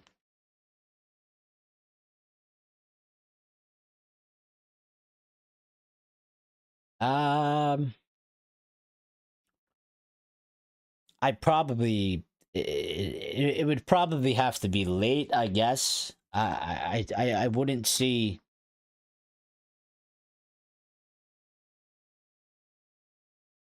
Well, I mean, I feel like, I mean, if it goes wrong, like you're saying, Tio, and by the way, how you doing, Tio? But if it goes wrong the way you're saying, Tio, and that happens early, and we're talking about like maybe by mid-November, it ain't looking good, bruv. You know what I mean? You know, I think there's going to be quite numerous amounts of people that are going to be screaming and shouting Amorim out, and they're going to be screaming at the top of their lungs. And I guess, you know, it's all about sort of the context at the moment in time, like how has things gone, what has happened. Part of me right now, in a hypothetical sense, would probably say, see if he turns it around. You know what I mean? Like, he still has the rest of the certain amount of months. Unless there's somebody out there available that maybe we can get that you say, yeah, I mean, that guy would be good. But I would probably, I mean, but lots of people would say probably December he would get sacked, Theo, something like that. But I think if we get to the point where Amorim gets sacked, I think like nothing comes out of it anyway. I think whoever they would go get, whether it be permanent or be a caretaker, I wouldn't see it. I wouldn't see it solving the problem for that period of season. So I don't think that happening, I don't think would necessarily save it. I don't know 100% for sure, because a lot of it is, you know, it's PR. It's put out by the club to give like a strong backing for the manager, but the way they make it seem like is like they're really desperate for Ruben to actually like succeed, and like they seem very, from the way they're wording things and the way they've kind of been saying things, they seem very, very sort of, in a way, reluctant to kind of admit that maybe this was not the best choice, or it hasn't gone exactly the way they thought they were going to go. And they keep seeming to stick to the point of like, yeah, like, it's gone shit since he's come in. He's suffered. The team has suffered, but we know he's the right guy and we know it's going to happen and whatever. And kind of like what Steph was saying earlier, when they say these things, I mean, again, they got to, like, I think it feels a bit risky to me. It feels like they're playing poker a little bit, right? We're playing Texas Hold'em or poker, and we're bluffing. They're bluffing a little bit, like, and they're in a sense, they're bluffing in terms of like they're sending out a message of over delivering, because they're kind of betting the house that they're gonna win. So if they over deliver but they win, then, or they over promise and they win, then they're justified. But if it doesn't go that way, it's going to backfire on them immensely. And the fallout from it is going to be huge, because they're saying these things like, it's going to happen, it's going to happen.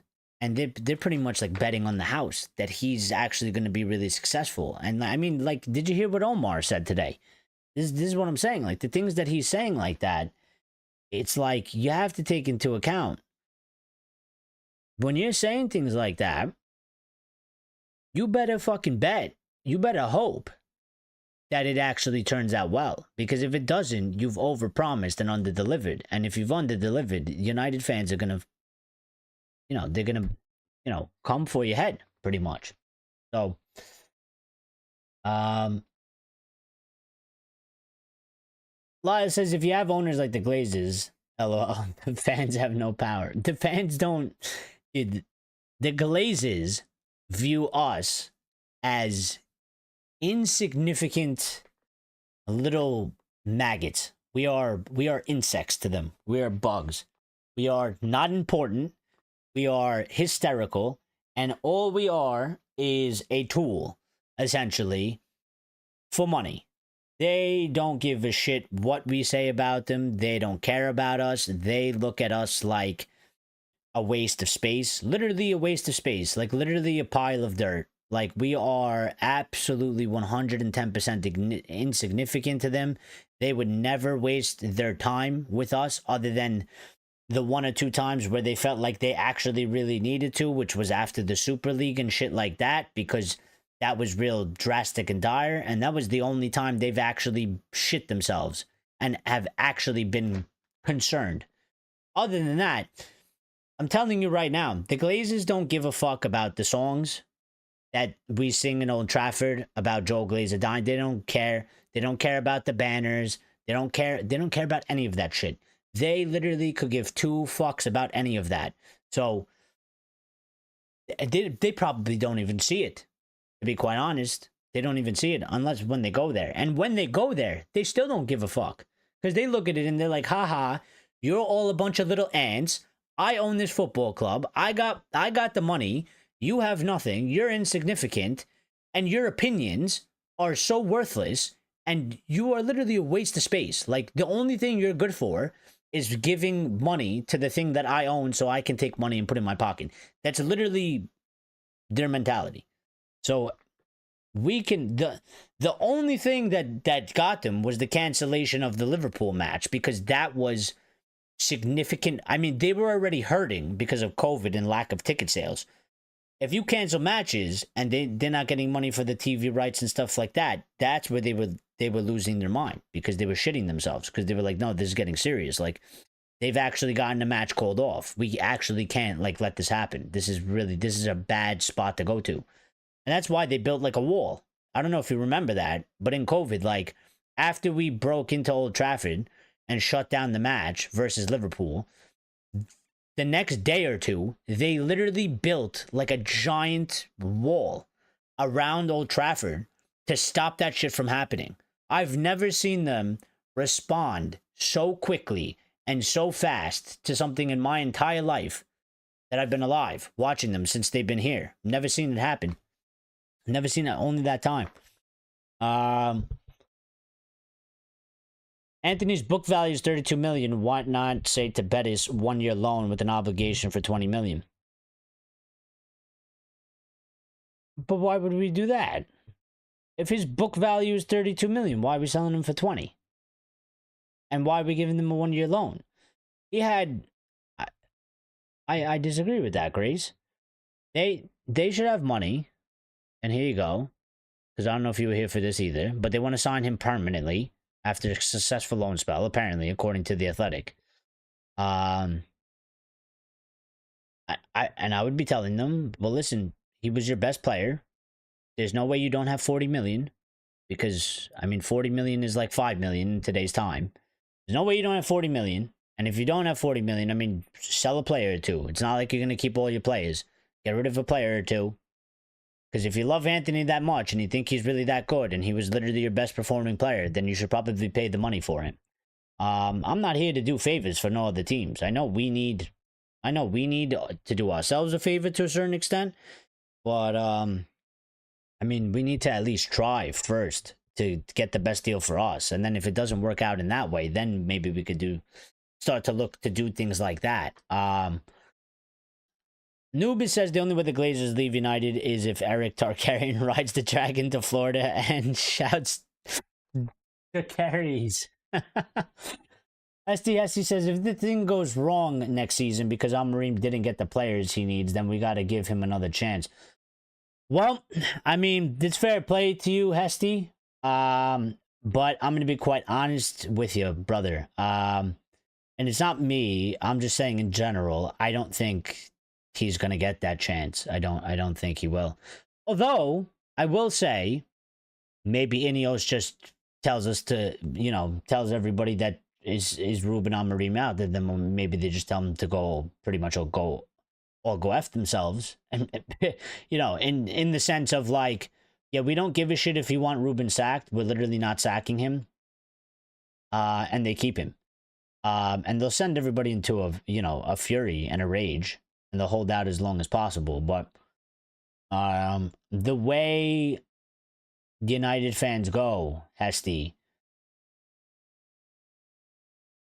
it's just right now, everything is focused on players coming in. And everything is on Ineos right now. Everything is about players being sold, players being brought in. The whole focus is on Ineos. So when we get to the end of the window, it'll be like Ineos, F Amorim, or whatever. It's not good enough. They screwed up the transfer market. We're fucked, right? But 10 matches into the season, if we have 3 wins, like 2 draws and whatever losses, like 80% of the fan base, no, they're not going to be sitting there saying, this is Ineos' fault. Because what they always do is they go, the manager's shit and I'm tired, sack him. Sack him, I'm tired of seeing it. Because they think once they sack the manager, everything will get better. And I don't know how many times we've done that and it hasn't lasted or doesn't actually happen. But that's what's going to happen. You talk about football like I talk about rap and shit.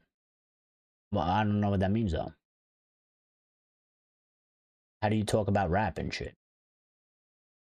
I can't get the reference because I don't know how you talk about rap and shit. Grace says if we go back to 4-2-3-1, 4-3-3, what changes? Do we set up and build up from the back differently? Do we press differently? I'm sure Eric built up with a back 3. Well, I don't know, Grace. I really can't tell. If we go back to 4-2-3-1, I don't know. I mean, that's up to Wilcox, I guess. I mean, they're in charge of that shit. They need to know what's gonna come after or whatever if they got to do that. Most of the money comes from fans. Yes, player sales. I mean, jersey sales and tickets and stuff like that. 100%. 100%. The owners have spent loads, so you can't say they don't care and they don't decide formations or pick squads. Oh, they definitely don't care, Chad. I mean, let's clarify. What owners are you talking about? Are you talking about the Glazers? Are you talking about Ineos? Or are you talking about both? Because the Ineos, I let them go because they've been here for about a year, so I don't really hold them to that much judgment. But if you're talking about the Glazers, I mean, yeah, I don't. They've spent our money. They've never put in a dime into Manchester United. They've made the money that the club literally makes itself. That literally, if you got a 6-year-old and put them in charge of Manchester United, we would have made that money anyway. And they spent that money. But if you look at every other owner in the Premier League, you will see, even including Sir Jim Ratcliffe, who has put in his own money into Manchester United. The Glazers have never, not once, not even 1 cent. And now somebody out there will argue, well, they own the club, so whatever the club spends is their money. And I'm like, yeah, well, technically, but I don't really count it like that, because it ain't, you know, it's not from their bank, it's not from their pocket, it's not from their resources like every other football club. Like if you go look at the other owners, like City owners and other shit like that, I mean, they've put in their own money. These guys, absolutely not. Absolutely not. And again, I have a theory on why they've spent loads. I mean, for the fact of like they've spent loads. They spent 80 million on Maguire, somebody that you absolutely hate, Chad, and you think is one of the worst centre backs ever. Yeah, they spent 80 million on him. So they've spent loads. They've spent it shit as well. So even if they spent loads, they still spent it shit. And also, I would argue again, the only reason why they've done that is to it's not, they didn't spend 80 million on Maguire for us. They weren't like, yeah, let's get them a signing. Let's get them a good signing and hype them up. I mean, maybe because maybe they'll get them more money, but like, you know what? We really care about the fans. Let's go spend 80 million on Harry Maguire. You know what? We really care about Manchester United, the football club, and also we really care about the fans. Let's go spend, you know, 80 million on Anthony, or let's go spend 72 million on Rasmus Højlund. No, I think if you look into the Glazers, you will know exactly what they're doing and how they've been doing it, and it's literally always only ever been about money going into their pocket. They could give two shits. Why is Old Trafford literally falling apart? Why is Old Trafford literally decaying? Why have they not spent any money to upkeep it? Why do we have to rip down our stadium and build a whole new one because our owners decided that they didn't want to upkeep? Meanwhile, Liverpool get to keep theirs because they actually took care of their shit and didn't let it get to the point where it would be absolutely disastrous. We have, I will tell you, I mean, Mike Ashley was a really bad owner, but I mean, we have the worst owners currently on the face of the planet. There's nobody worse. There's nobody worse. They have our word, which I can't even say because I don't know YouTube, but they have our word, our club. 110%. 110%. Grace says, we don't have any good touchline wingers. Maz can't do the wingback role. Dorgu can, but isn't good at crossing. Shaw can't do the wingback role. Our midfield is unbalanced. I'm taking PSG as a base. I'm talking PSG as a base. Well, we got Delo and Ahmad. I think Delo can play wingback. And Ahmad.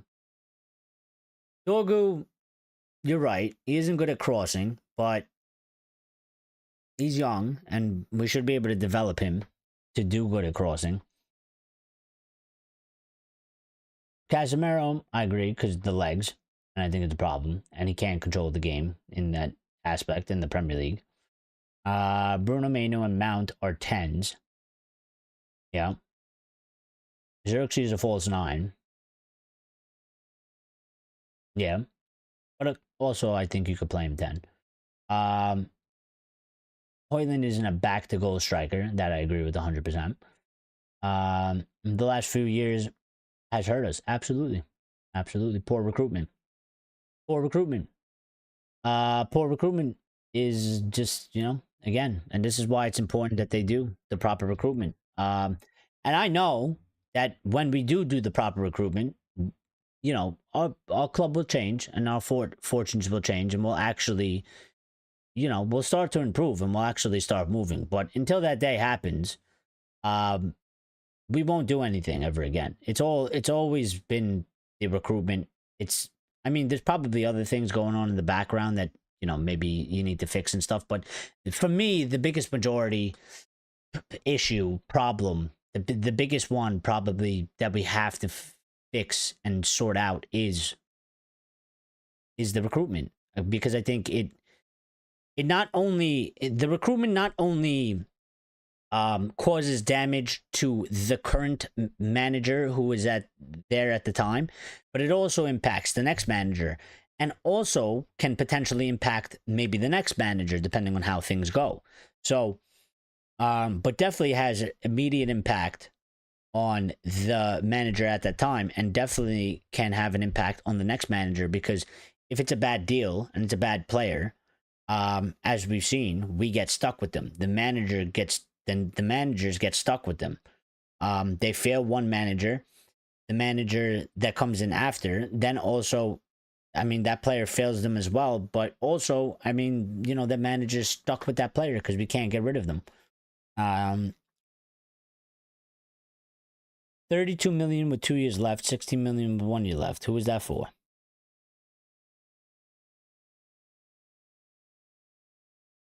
Who's that for? Omar is the only right wing back. I say Delo could play that thing. I think he could do it. I think Delo has a good cross on him. Actually, Anthony. 32 million with 2 years left, 60 million with 1 year left.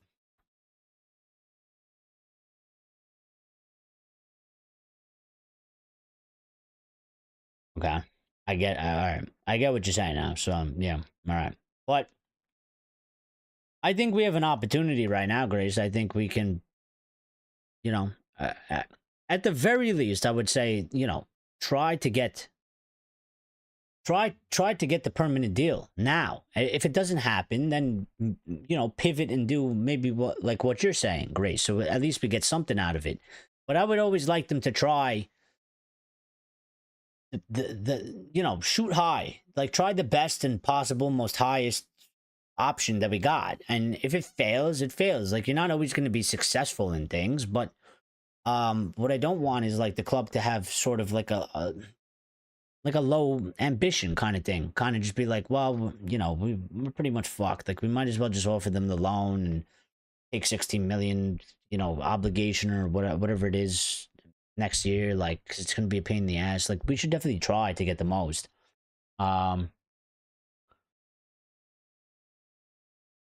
Take care enough to know what players will sell shirts and keep butts in seats. Yeah, because dollar signs, dude. They don't even know what players we have. They don't even know what players we have. They have no clue.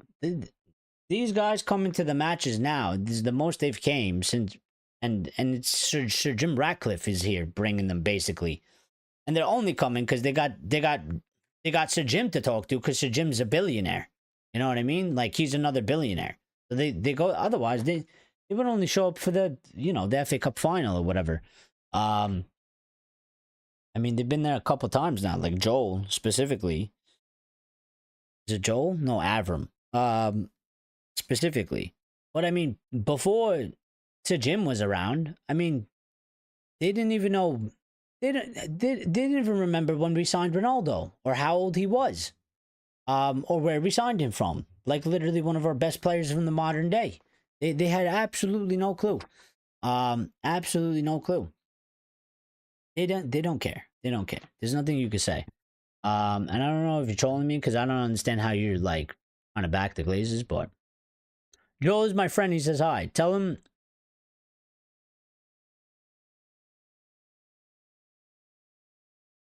Tell him I'll see him in Florida. Tell him I'm on my way, Grace. But anyway, let's do this. I'm getting this stuff out of the road. We have like 15 minutes. So let's hit this story and let's roll.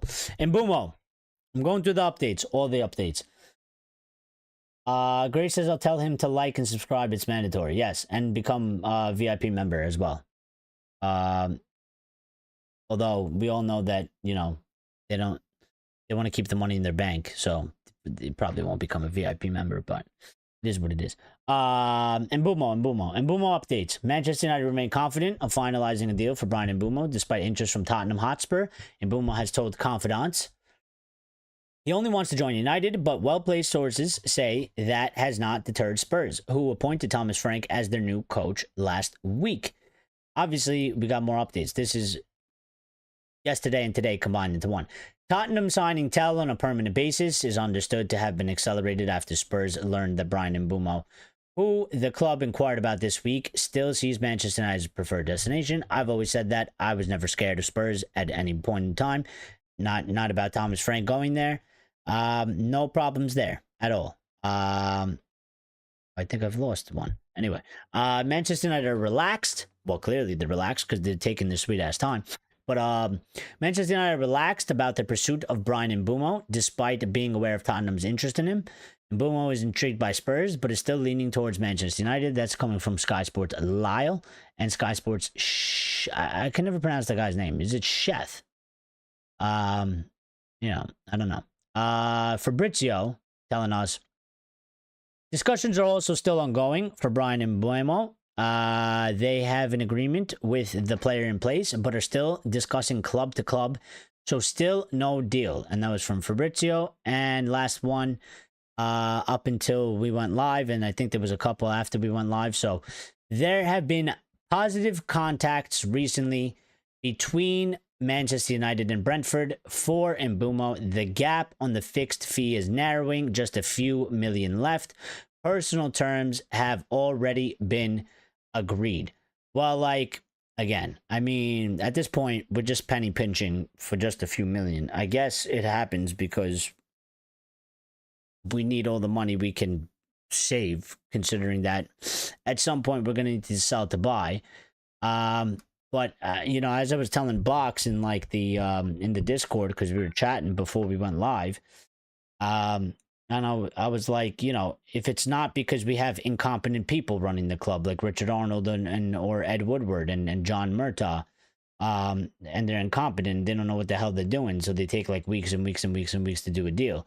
It's like, if it's not because of that, then what happens is like we have more competent people than those guys, but we still can't go fast because the club is in a bad financial position, and now we actually have to penny pinch in terms of that, because it becomes important in terms of, you know, if you don't have money, every dollar counts or every cent counts or whatever. So it's a pain in the ass. And let me check. Let me check to see, because there was updates.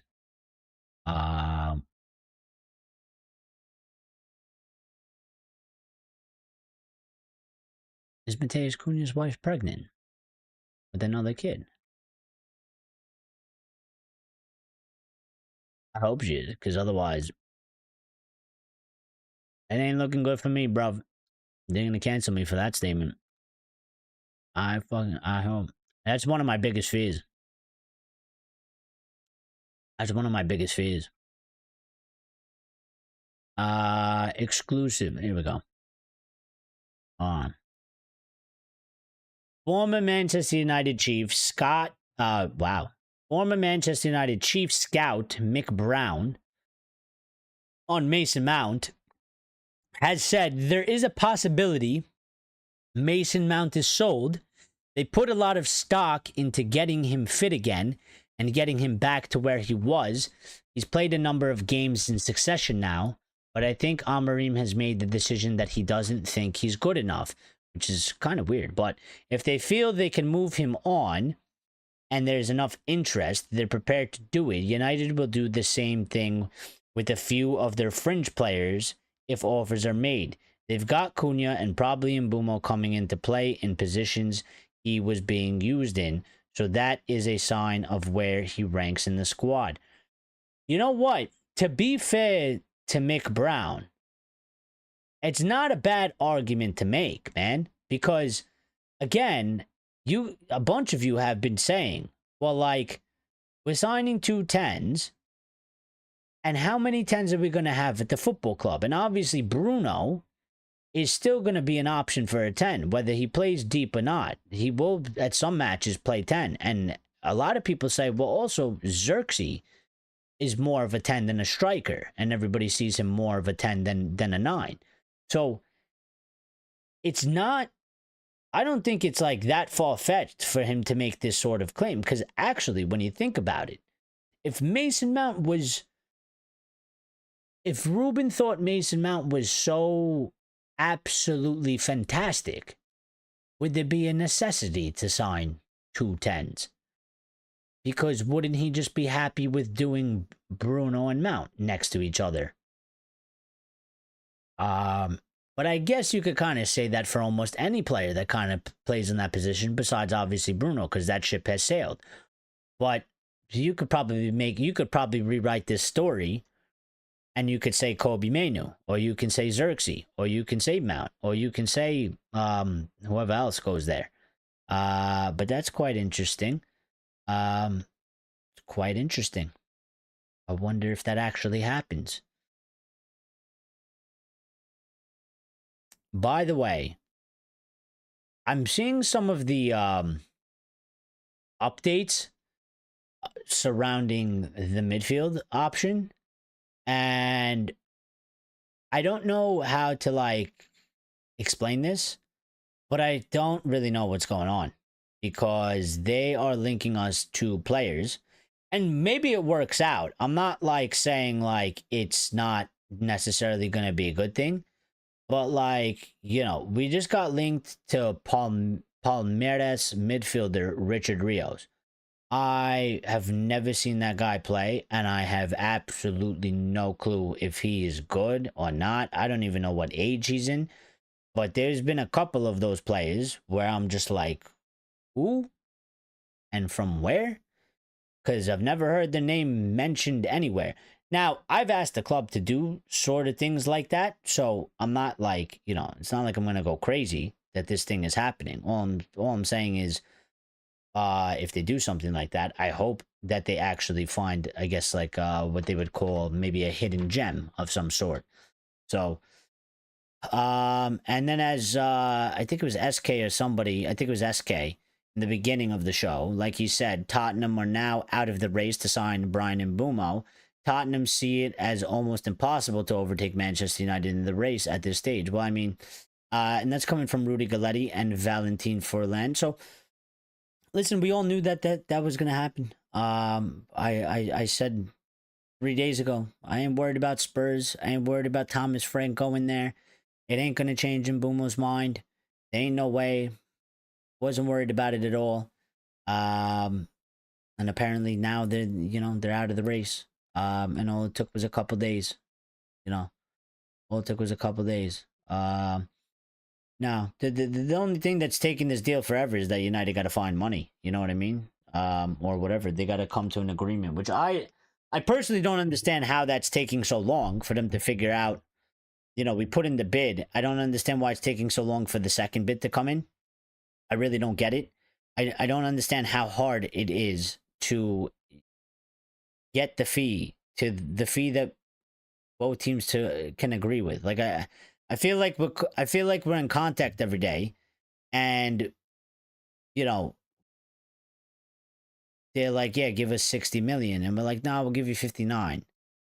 And they're like, we'll give us 59.5. And we're like, nah, we'll give you 58.5. And they're like, well, just give us 59. And like, I'm like, it just seems like it's taking like really, really long time for something that I can't imagine how far off can you possibly be that it's taking this long. So, and just to finish out this show, really, we got some updates about Hugo Ekitike. Hugo, because obviously, I mean, with the whole thing with Gyokeres basically making Arsenal his priority, even though he's not Arsenal's priority. So again, it's kind of like, you know, having a crush on Margot Robbie, but she doesn't even know you exist. Well, she might know you exist, but you ain't an option for her or whatever.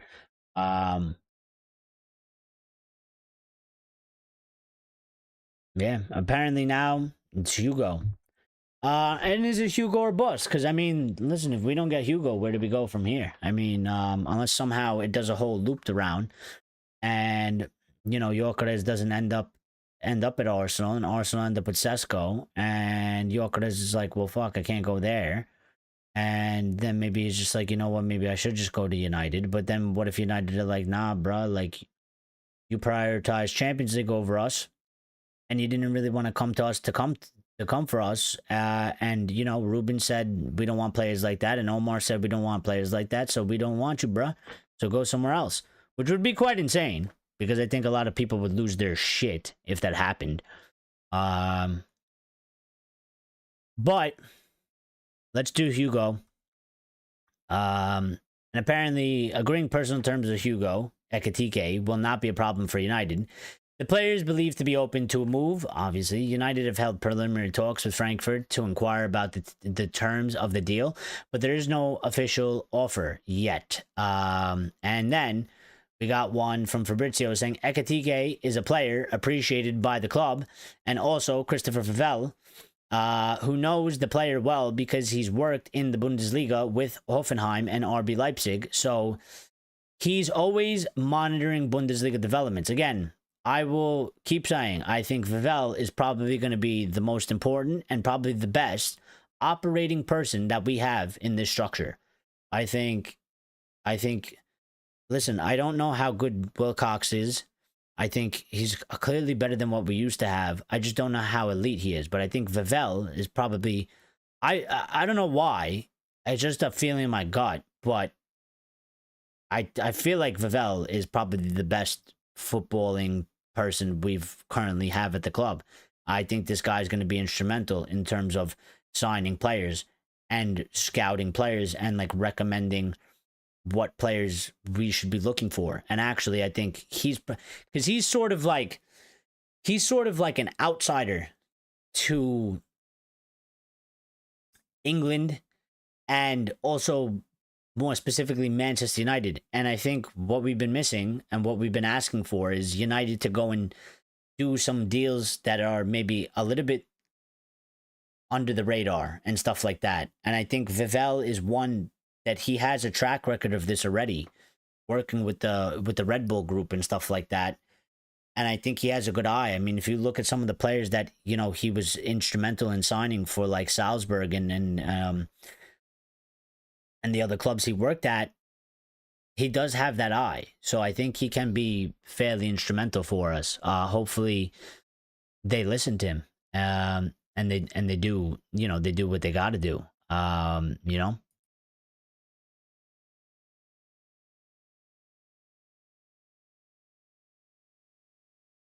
The other update was Premier League clubs who are interested in Hugo Ekitike are being told that he will be allowed to leave Frankfurt for less than his 100 million euro price tag this summer. And that's because... Have I messed that update up? Oh, okay, here we go. And that's because Frankfurt sold Marmoush for 63 million pounds and would ask for something similar for Hugo Ekitike. So 60 million, 63 million, 65 million, something like that. So, I mean, that's obviously a huge difference, paying 65 million over 100 million. I still think 65 million is quite high, and even 60 million is quite high. It still gives me sort of Rasmus type of vibes where, you know, paying 72 million for a guy that had one like actual professional season in the first team. I just I don't know. I don't really like it. I don't really actually like it. because that's about the fee that you would pay for Gyokeres, and he's experienced and he's scoring 54 goals in 52 games in the season.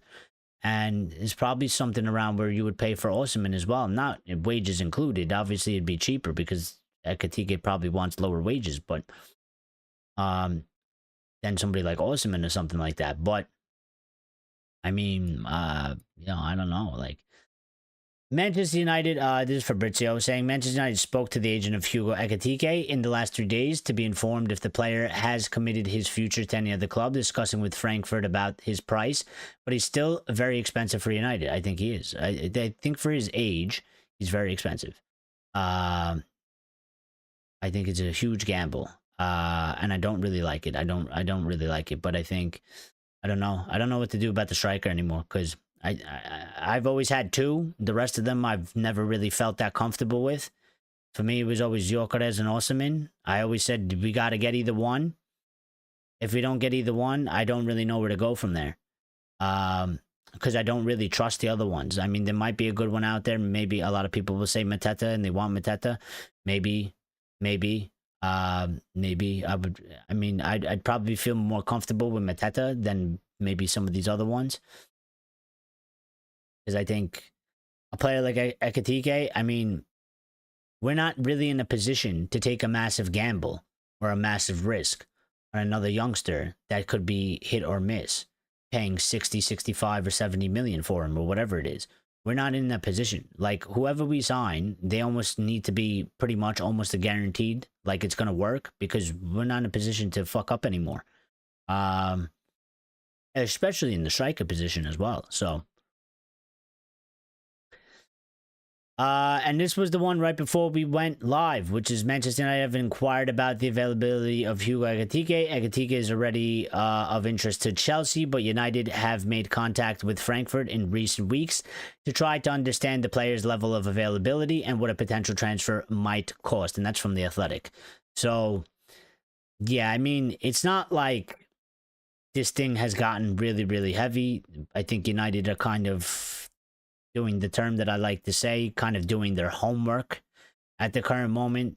They're doing things that they probably should be doing, considering that it ain't looking good, bruv, for Gyokeres.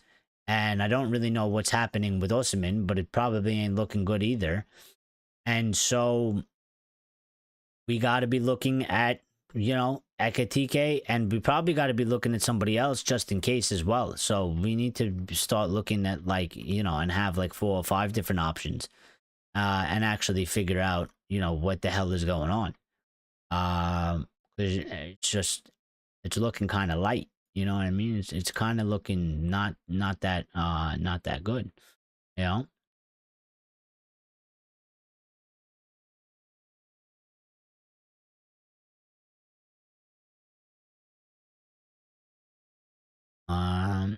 Yeah. Hasn't really been any other updates other than that. Taz is not backing the owners. I'm just saying they follow the money. That's why they do whatever makes the fans with money happy, like hype the poster boys and buy players they would like. They watch social media. Oh no, yeah. I mean, they do that. They do that for sure. I mean, I don't know if they do it necessarily per se right now, but they were definitely doing that way before 100%. 100%. They still do it a little bit, but I don't know if it has as much of a impact as it was, because I don't know if Ineos are necessarily doing that. The Glazers were 100% doing that, and I mean, not really the Glazers, the people that they hired, like Richard Arnold and shit like that, or Ed Woodward. They were definitely doing that 100%. Because that's when we went full commercial. So I mean, it makes sense, if you get Sir Alex out the door and you start making all the changes at the top and your focus has shifted to 85 to 90% commercial. I mean, that's basically, that's like commercialism 101 right there, Follow the money and whatever makes the fans with money happy. Like, hyping up the poster boys and buying the players that they would like. They watch on social media. I actually think that's probably why I think that's how we ended up with Jadon Sancho, to be fair. Probably how we ended up with a couple players, but I think Sancho was definitely probably the one. Because it was almost like perfect. Like we needed a right winger. He so happened that he could play on that side. But then they saw like how he actually had a very good like online. He was popular online himself at Dortmund, and they definitely saw that, and they definitely were like, "Oh, this is a huge opportunity. This is a huge marketing opportunity." I mean, we are, the biggest named club on the planet with the most fans, and everything we do is the most talked about and the most clicked about. And like, there's a guy out here that's English, and he's so well loved. He's so well loved. He's already popping on his own, and he's at Dortmund, and he's popping on his own. They're like, if we get him at United, um, it's just gonna the story is gonna go crazy. It's gonna go absolutely crazy. They do it now. That's why we got people that can't let Garnacho, Bruno, Delo, and Maguire go. Fans would like to see them at United forever. I don't really think though. I don't really think so. I don't really know. I mean, I fully expect Garnacho to leave, so I don't think Garnacho's staying. I think Garnacho's going. So I think whether people want Garnacho to stay or not, I think Garnacho's gone. So I don't see Garnacho staying. I think nobody at the club actually wanted to sell Bruno because they actually like Bruno, and lots of people like Bruno. And I don't think that, and I don't think they have a problem with Delo either. I think they like Delo. I don't think there's anybody there. I don't think the manager or anybody at the club is asking for Delo to go. I think they like Delo. I think they like his attitude and his mentality and the way he conducts himself and stuff. Sometimes that plays a part. Maybe it shouldn't, but Garnacho should have gone in January. Maybe it should have, but I think it was difficult because we loaned out Rashford and because we loaned out Anthony, and I don't think we were like we needed to get a left wing back because we literally just didn't have an option there. So it was like we didn't have money, and I don't think there was a deal that we could have gotten to get somebody. Like even if we sold Garnacho at that point, I don't think there was anybody that was there that we could have went and necessarily got at that moment in time to get them in January to bring them in for what we needed. And I think the problem with that is that, as you've seen, like Ruben wasn't necessarily happy with Garnacho,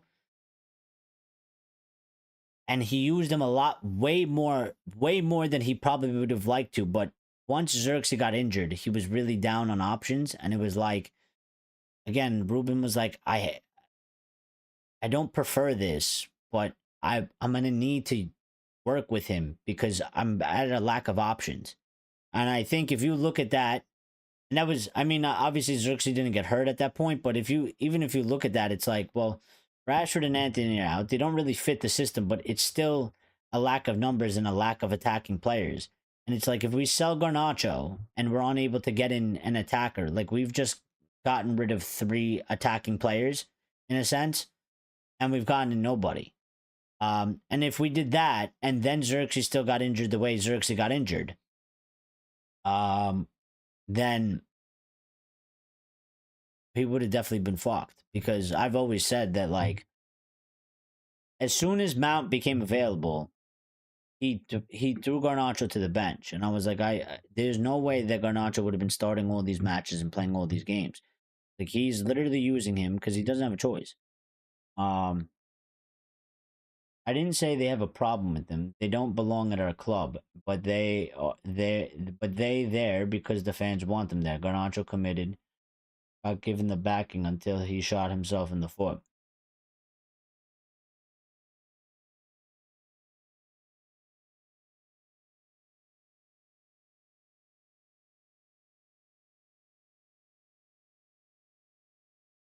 Yeah, but you feel they don't belong at our club.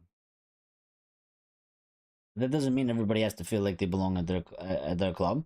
I mean, loads of people rate Bruno. So when you say Bruno doesn't belong at our club, most of the people disagree with you. Delo is a mixed bag. Some people like him, some people don't rate him. Um, and Maguire, I think loads of people had a problem with Maguire in the beginning. I think they've warmed up to him over the last 2 seasons. Although I think most people would probably sell him, but I think also people aren't too pressed if he stays on as a squad player at this current moment in time.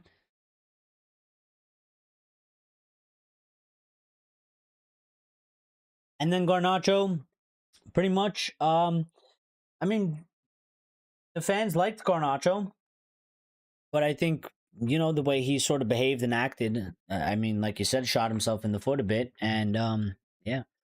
But I think he was always going to probably go anyway because I think Ruben had enough, and Ruben made the determination like this shit ain't gonna work.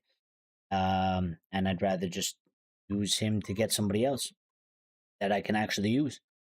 So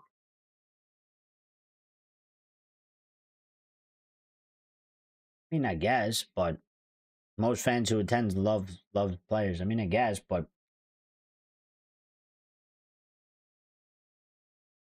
I don't know. For me, Garnacho's still gonna go. You know what I mean? So, but we do have to get out of here because I gotta go. We got 19 likes. So thank you everybody that smashed the like button. Thank you everybody that tuned in for the show.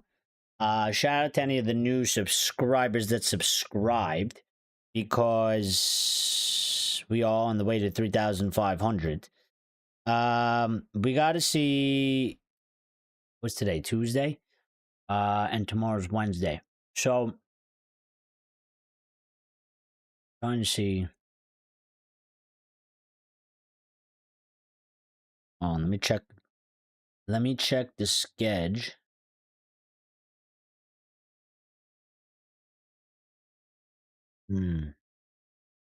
Friday. Oh. I don't know if we could do Friday freestyle if I got to do this thing for work. So I don't know yet though because they didn't say anything, so I'm not sure. But um, when is the 19th? Today is Tuesday. Is today Wednesday, Thursday? So maybe we'll just stream tomorrow at the same time. We'll live stream tomorrow at the same time, 8:15 p.m. British Standard Time, and yeah, and then we'll see how it goes. I don't know. I got to find out what's going on Friday. So there's something going on in my job. We might have to work late or something. If that happens, I literally can't stream. But then we might have Saturday free or something. So I'm not 100% sure. I mean, I'll let you guys know and I'll keep you posted and I'll keep you updated. So we'll find out what happens and stuff like that. But shout out to everybody. Have a good night. Be good. Stay safe, and we'll see each other tomorrow because we'll stream tomorrow for sure, and then we'll figure out the rest of the week and how it's gonna go. So take care, everybody. Be good. Chad says, podcasters also pander to these fans to get views. And Chad says, but not you, Eric. Good man. Hey, I just try to be real, man.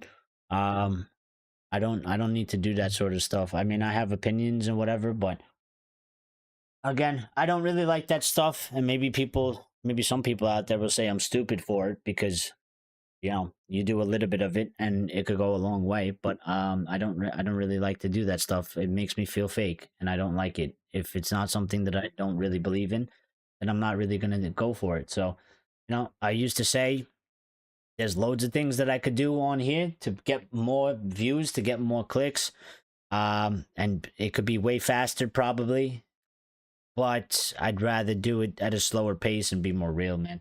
So it is what it is. But yeah, I'll see you later. Be good. Shout out Chad. I'll see you later. And shout out to everybody else. Grace and Lyle. And T.O. Lines was here for a second.